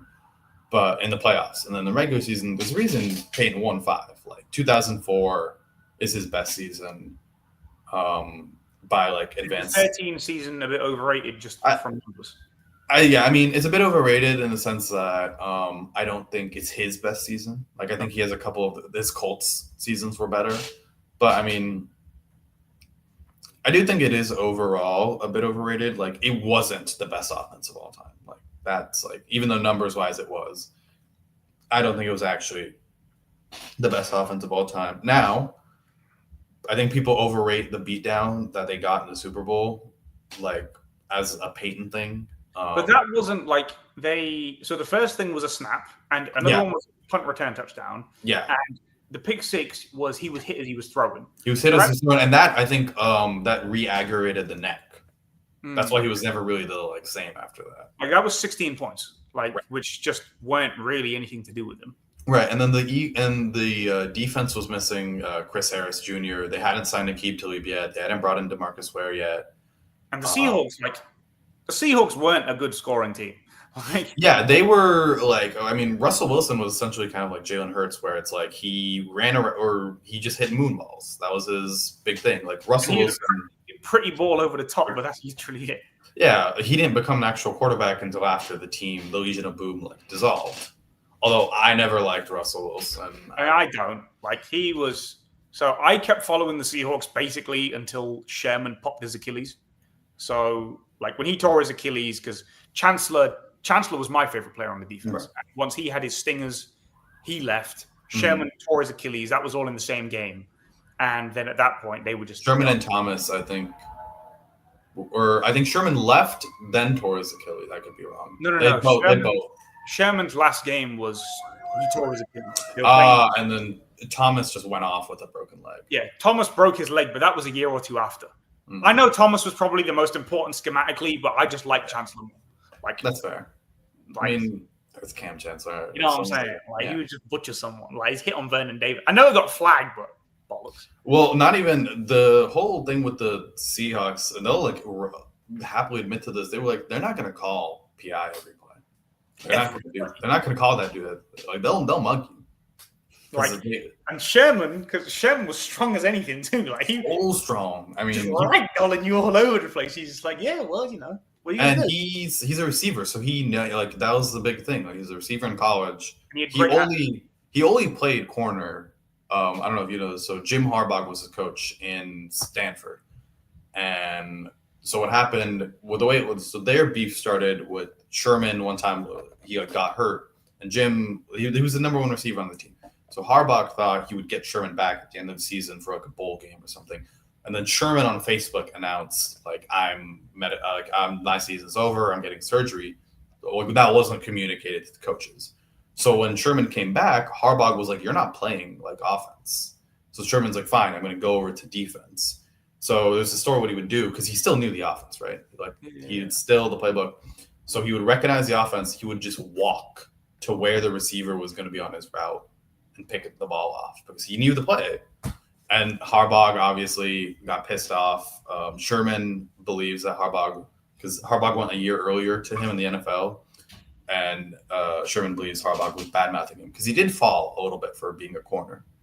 But he was a fifth rounder, wasn't he? He was a fifth rounder, but he should have been on day 2, and he thinks that Jim Harbaugh was bad-mouthing him, which I don't think that's a 0% chance.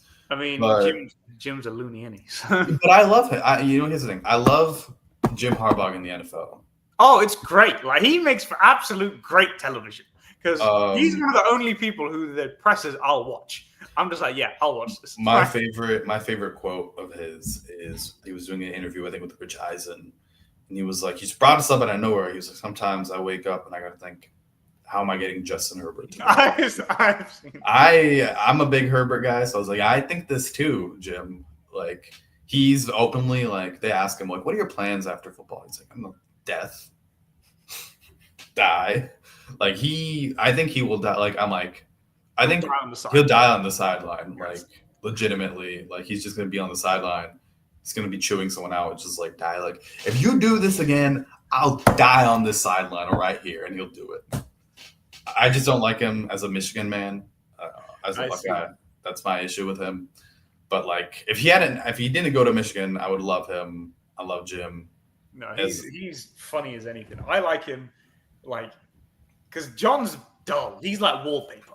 John doesn't have really as big of a personality. John's personality is that he's Jim's brother. Yeah. So I like. Yeah, so I knew that Sherman was an ex-receiver. That, because I remember that reading that was a big thing. I didn't know that entire story because I know Sherman has a podcast. I don't know where he covered it, whether it was on air, whether it was. I don't know. I don't think this was covered. Well, this wasn't covered because Harbaugh and Sherman, like, it was pretty. I mean, especially because they went into the NFL, they were rivals, you know. Yeah. Because obviously, like the Crabtree thing, that wasn't like people always think that's a diss towards Crabtree. That was at Harbaugh. Is that why he said, you put me against a sorry receiver? Yeah, don't ever try me with a sorry receiver like Crabtree. Like, sure, Crabtree got called sorry, but he was, which is like, I was like, damn. But it's like, he was like, no, you shouldn't have done that. That's on you. Like, you set this lamb to a slaughter. And that's why Sherman's ball skills are so good.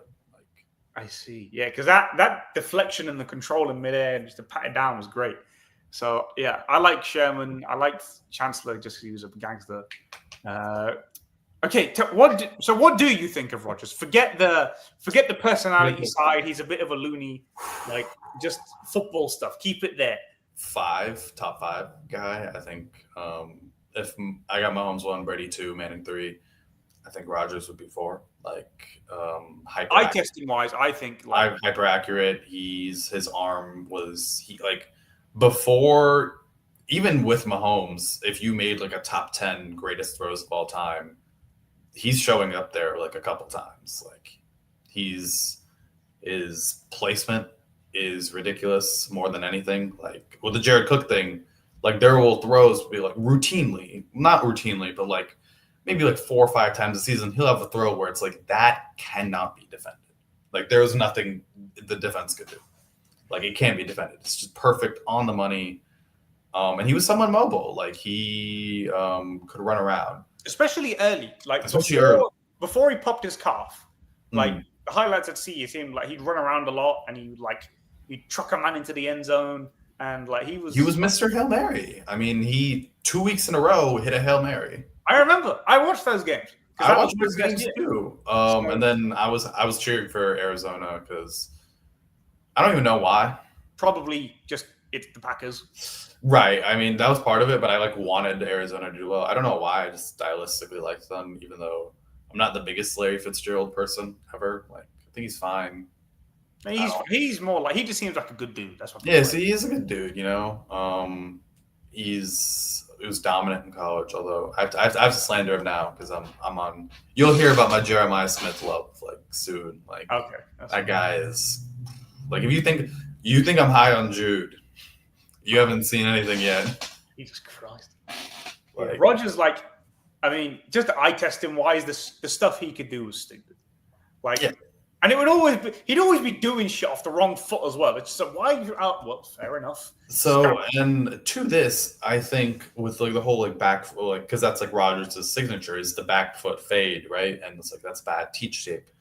Like, you wouldn't teach that. But I think in the modern NFL, I think that's the strength, like the physical attributes where sometimes you can brute force it to put it. Like Jordan Love does this, where he has the Rodgers back foot, or when Allen is scrambling, or Allen has got like one arm is stiff arming, one arm is going, like just heaving it down like in the Neanderthal, and then Lamar just like running around. Well, Lamar's just he's a freak athlete. Period. Like, right.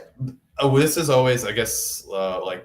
To a little deviate, like people always bring up the Ravens receivers separation stats. They're like, "Oh, they're so high. You guys don't know. You're gaslighting us that Lamar's weapons are bad." I was like, the reason the separation stats are so bad is because if you have a quarterback scampering around for 9 seconds that can run for like 30 yards, eventually they're gonna worm themselves open.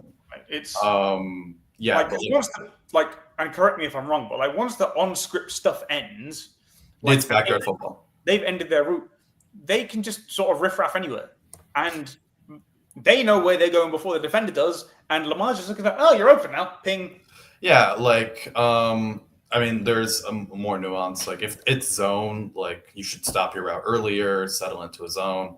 But then if it's man, obviously, you're just going to want to keep never stop running. Okay. Even, like if you're running, like, let's say, like an in, a 10-yard in, if you're like reaching the middle field, you just keep running, and you flip your hips. I mean, that's what Kelsey and Mahomes are so great at, where Kelsey finds the soft spots in zone, or he flips his hips and gets a guy off him in man, and him and Mahomes are so in tune. And Lamar, like if Lamar had a Kelsey, I think Lamar would be seen as so much better because like Lamar does that too. But like my thing is like these physical traits that quarterbacks have, where they can brute force themselves out of bad situations into making the most of it. I think that's an essential skill in the NFL now. Like that's why I think, like I said, Dak is like from the last era, where like like you didn't need to do that like in the late 2000s, early 2010s. You didn't need to be an improviser, but like like you actually do need that, like in your bag. Even Burrow is the only exception where it's like he's not a physical. But he's also got like 3 really good. Yeah, he's got Jamar. Him and Jamar, the mental connection they hold is like one of one. Yeah, you got Chase, you got Higgins, and last year there Gesicki, who was. Yeah, Gesicki's fine, but like player in and of himself. But like with Burrow, even then, he's like he's pretty scrambly. Like he's gotten a lot better. I think. I don't want to say I'm late on the Burrow train because I don't think I was like holding out, but like his Super Bowl run, I wasn't impressed by his run. He wasn't very good in the actual game. He wasn't very good. He wasn't very good in the actual game. It was mainly the defense in those runs. Like I thought Burrow himself was mediocre. And even the year after, he had the chance to take him back, and he got better. So with Burrow, it's like he got better over that year. Where like my concerns with Burrow were like he takes a lot of sacks. He's holding on to the ball, but he's the number one thing I can't stand. Like, just throw it, get rid of it.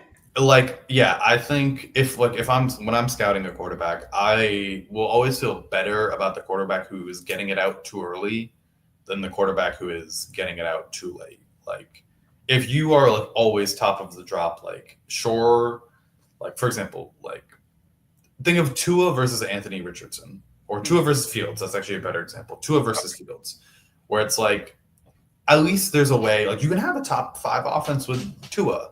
Yeah. Now in the playoffs, this will bite you, but like it's a lot easier to scheme around a quarterback that's always going to get top of his drop and immediately look to fire than a quarterback who's just going to run around.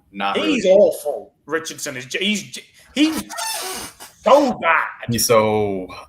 I liked Richardson. He was my QB too, but like I think with him, my learning from him is I do need you to play some college ball. Sorry, dude. Like you can't play 12 games. And I think especially in the NIL, there's no excuse. Like you can make like if Richardson had gone back, I'm sure he would have made like $5, $6, $7 million. Before I understand why you're coming out, right? Like and before in college you couldn't make they did make money, but they didn't make legal money. Like they couldn't like it's like where it's like, oh, this college student is driving around with a Ferrari. How did you afford this? It's all like under the table. It's all under the table.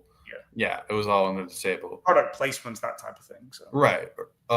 So now with NIL, I was like, there's really no excuse for these guys to not stay in college because the NFL like wants you get 2 years in the NFL. Everyone. Like Bryce Young, for example, like it's you big feel good story. People are forgetting they gave up on him this year. He was benched. They played Andy Dalton. Yeah, and Dalton was solid. The only reason Bryce came back, it's not like Dalton got benched. Car crash. Dalton got into a car crash and broke his thumb. If that doesn't happen, Bryce probably doesn't play. Like simple as that. That's why there's so many retreads that work out, like Baker, Sam Darnold. Darnold, where like they I don't like Sam Darnold to be clear. Like where coaches are just like, okay, I can build a good enough offense around your strengths. Like I think like the NFL is I think Tom Brady talked about this, is coaches don't want to coach. Like develop, I guess is the better word to say. Because they don't really have that. Like if you're a coach, like for example, Shane Steichen, the quote he gave, I don't think Richardson's worse than Daniel Jones.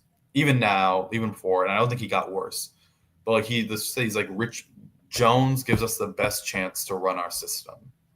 Because Richardson, there's not a real offense with Anthony Richardson. Yeah. Even if on paper it like has like better, like it's the better offense, it's not a real offense, Yeah. And I think Shane Steichen, he's on the hot seat. He was like, I need a quarterback. My thing is if you're like, I'm on the hot seat, I need just a bailout card. you can do better than Daniel Jones. They should have paid Darnold. That's what I was like, you could have just given Darnold, because even the Seattle deal, they could get off of it in a year and a half. Like, it's not like a long term. Even I don't think he's on the Baker contract, right? Like 30 a year-ish. I think Baker probably has more guaranteed money because I'm Baker's saying done the it. Baker contract before, like when he first. Oh yeah, no, it is like the Baker contract. That's like a good. Well, I think the Baker contract will serve as kind of the benchmark, like the type of standard that the league kind of follows. I mean, that's how contracts work, which is why I don't know if you saw this, but the league literally colluded to not pay anyone like Deshaun Watson. Like, they straight up colluded to do that. Well, because when Watson went to Cleveland, they fully guaranteed all of it. Yeah, that was crazy. And reset the market, because usually I remember Kirk was the first guy. Yeah, but he didn't take as much like average annual. That was like kind of the trade off, right? He was he even like 30? Wasn't it like in the high 20s ish? Yeah, it was like 8th or 9th for a quarterback. Like, he was like a top 10ish guy who hit free agency. But he just took all the money all the money up front. So. Right. He was just like, I would rather just take the higher guarantees and the lower average annual value. And that was like kind of the idea, is like, if you're going to take higher guarantees, you're sacrificing more incentive-based money. But then with Watson, the Browns were so desperate, they said, we'll guarantee you your entire contract, except for the first year, because they knew he would get suspended. The NFL literally is like, we're not allowed. And that was when I think Kyler, Lamar, someone else, they were all up for extensions. And the NFL was like, we are not paying that. We're not doing that. We're not paying Deshaun Watson like that. That's ridiculous. Like, we need to like tell the quarterbacks that you can't follow that. Like, that's not a thing. I think there was something else that the NFLPA colluded with. Like, here's another one. So why is it that? So let's take I know the receiver market's a bit different because obviously that's not the norm, right? Normally players will demand to be the highest paid. Why is it? And why is it that they always get the highest paid even if they're not as good? Like, say, quarterbacks. There's no reason that Dak Prescott had to be the highest paid quarterback. There's no reason for every defensive player to always be getting paid the most. Like, okay, Myles Garrett's a monster. Fine. Right. You understand why they do that. Why is it that, say, someone else always gets, why is it they always have to reset the market? Right? It doesn't make sense to me. If a guy is worse than the other guy. Right. With receiver, it's not always. Lamb didn't reset the market. That's why I said that's like the receiver seems to be the exception, but everything else, running backs too, because they're seen as disposable. Yeah, they're just happy they're getting contracts again. They're so happy.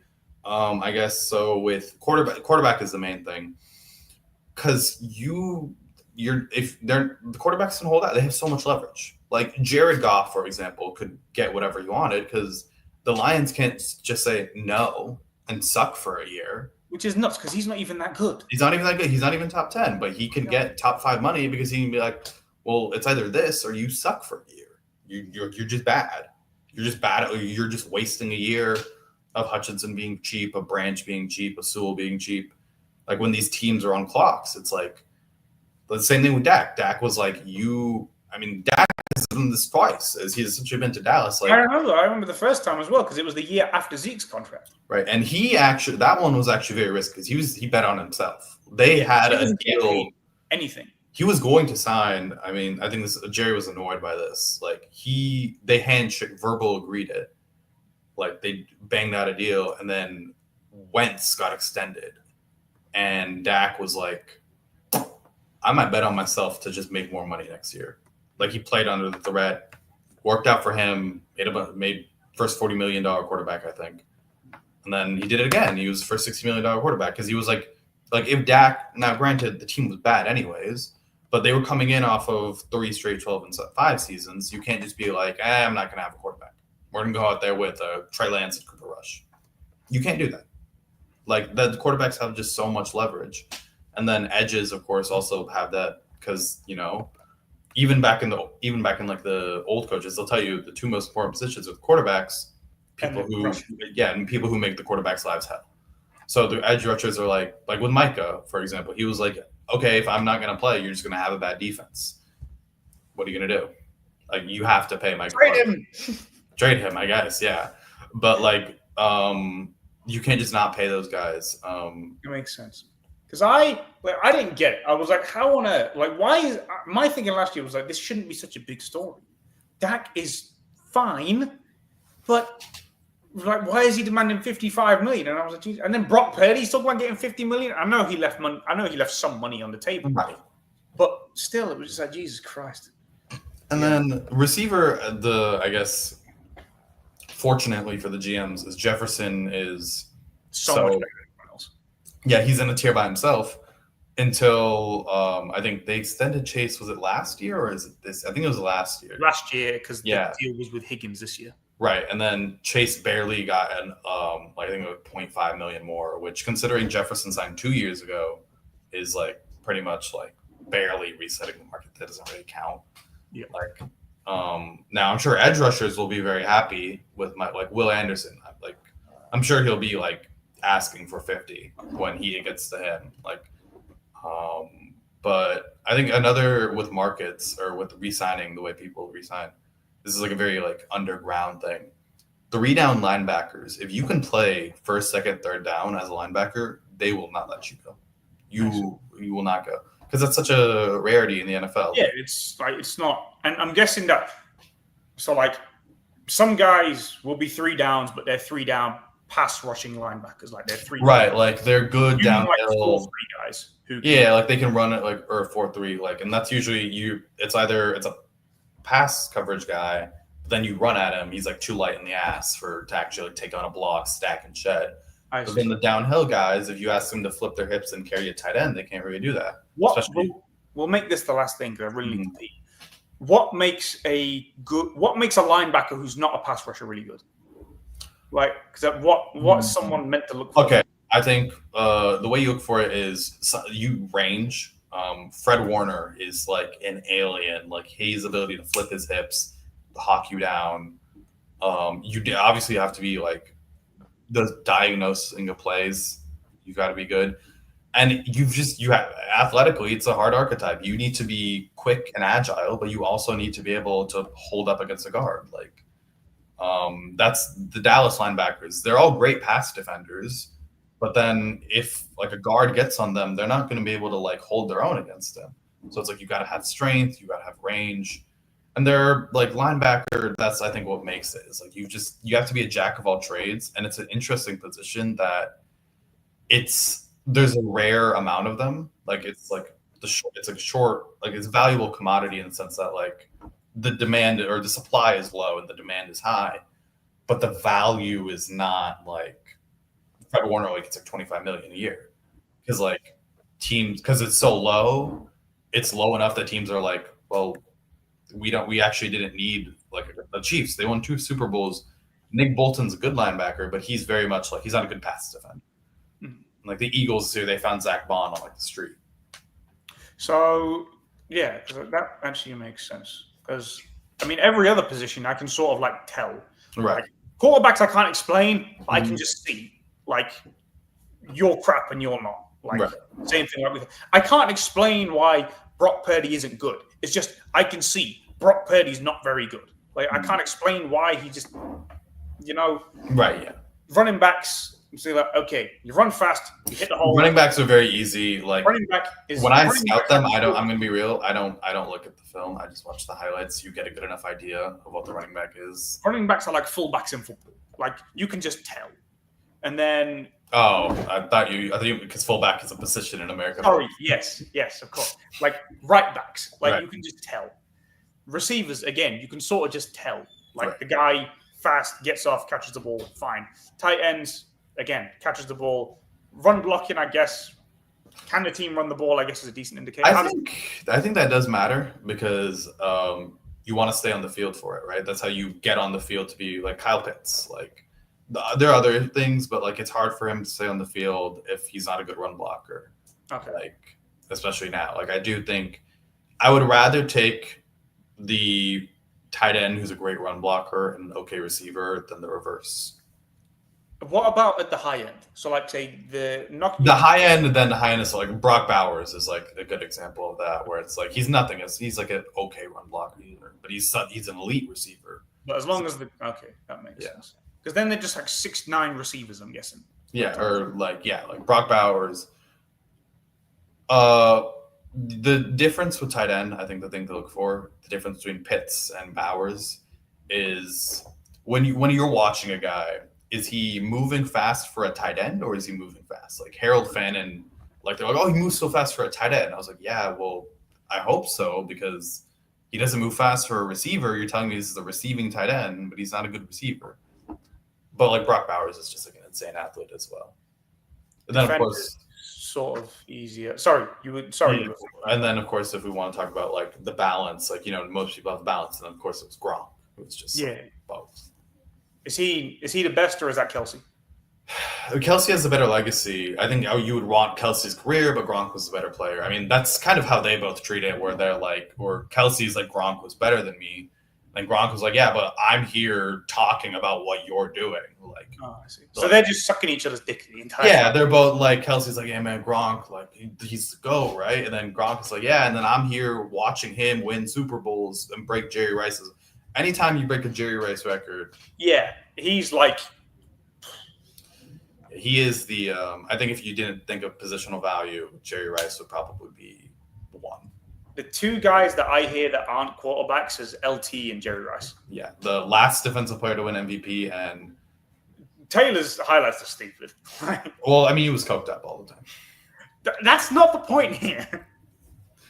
But yeah, I think we'll wrap it there, talking about cocaine and Lawrence Taylor. But listen, this was fun. I really enjoyed doing this. Like, we can probably do this throughout the season as long as you've got availability. I've got availability, yeah. Yeah, that's fine. So we can do this throughout the season because the NFL is the one sport that I do make time for every weekend. Like football, like United are playing right now. I'm not watching. The Madrid. Well, that's probably just a good idea, straight up. They're winning though. They're up 1-0 against Burnley through an own goal, but that's not the point here. So yeah, we'll see. Real playing Mallorca. Basketball is like sort of. I don't watch the games until post All-Star break, and then that's the same. Yeah. ESPN and The Ringer, they know that. That's like just finished football. Here's what you need to know about basketball. Great, that's exactly what's happening. So the NFL is the one thing that I'll make room for every weekend because it's just a Sunday night, like 6 o'clock. I'll watch it till the primetime game comes on, and I go to bed because I'm not staying until 4 in the morning. I go work the next day. Real quick, what are your thoughts on Don Jabi's first couple weeks on the job? Who? Oh, Jabi. I mean, I think he's been okay. Like, I think it's good that he. My thing on coaches is that you always have the most power when you start. I liked him benching Vinicius. So if you're gonna be a dickhead, do it to start with. Benches Vinicius, benches Trent, and they win. And Vinicius is the type of player who he won't take. Yeah, he responded. I mean, he won the second Mbappe goal. Was won by Vinicius pressing high up the pitch, feeding the ball to him. And then, exactly. So I like what he did. Vinny and Mbappe just won't be a good duo, as in like playing, as in their synergy. Like they're never going to connect well, but they can win together. They're so talented that they can get brute force it. Like exactly. It doesn't matter. I compared them to LeBron and Wade when they first got together. Like, yeah, they're never going to play that well together. Mm-hmm. But they're just really, really good, so they'll figure it out. I think the thing with LeBron and Wade that'll separate them two is, I guess, Wade had like 3-4 years of like no playoffs or first round, so he was like willing to completely cede to LeBron, while Vinicius was coming. Like if LeBron had joined in 2007, I'm sure Dwayne Wade would be like, I just won the finals as the best player. I'm not gonna just completely cede. I'm just more saying in terms of like a fit standpoint. Yeah. Like I agree. And the other thing that makes Vinny really unique, Vinny doesn't care about being number one on a team. Yeah, people that think like it's like a Vinny, it's a pure race. It's not his ego. I don't normally bring up like race and things like that on here. That's just a pure racism. That's a view. Like Vinny has never shown a single sign that he cares about his ego or this or this or this. He just enjoys playing. I think he has certain flaws which limit him, which people attribute to selfishness. No, it's just he lacks in certain areas. So, like, I think if there was one person that Mbappe would beef with in the locker room, it would probably be Jude, who's like very much like it's rubbed some teammates the wrong way. That's like the stories. It's like, this 17-year-old is coming in and like acting like this. Now, granted, Jude's better than Mbappe now, so that's not really a concern. I'm just not watching because I don't want to watch this team without Jude. I've heard it's a rough watch sometimes. I watched the game last week, and they had the team penned in, which is a bit of a change. It's a nice change, but again, it's also Oviedo, so I don't know. We'll have to see. I don't know if I'll watch the game tonight. I'm reserving judgment until about October. And not even October. October, I guess, like the fundamentals will start to see the actual on product. I mean, it's Real, so our season really starts in February. Yeah, basically. Right, this was good fun. I only said to you that we do this for like an hour and change, and now we're well over 2. I'll be honest, if I didn't need to pee, I'd probably have kept going. Yeah, you don't ever need to stop me on talking about football. Oh, this is great. Listen, we will do this maybe one a month or something, maybe soon. Like every 4, like a quarter season, halfway. Yeah, every few weeks we'll do this because I really, really enjoyed this. And it's fun not knowing as much about a sport because then I don't come across as a dickhead. So, but no, this is great fun. So listen, everyone, Anish, say your Twitter handle because I always butcher it. At Anish, THIKR, like my first name, THIKR. Cool. Do I tweet often? No. He doesn't, but yeah, you can follow it if you want. And yeah, I am same place as always, and I'll look to start doing these more regularly again. I've had a few busy weeks, so I couldn't put these out.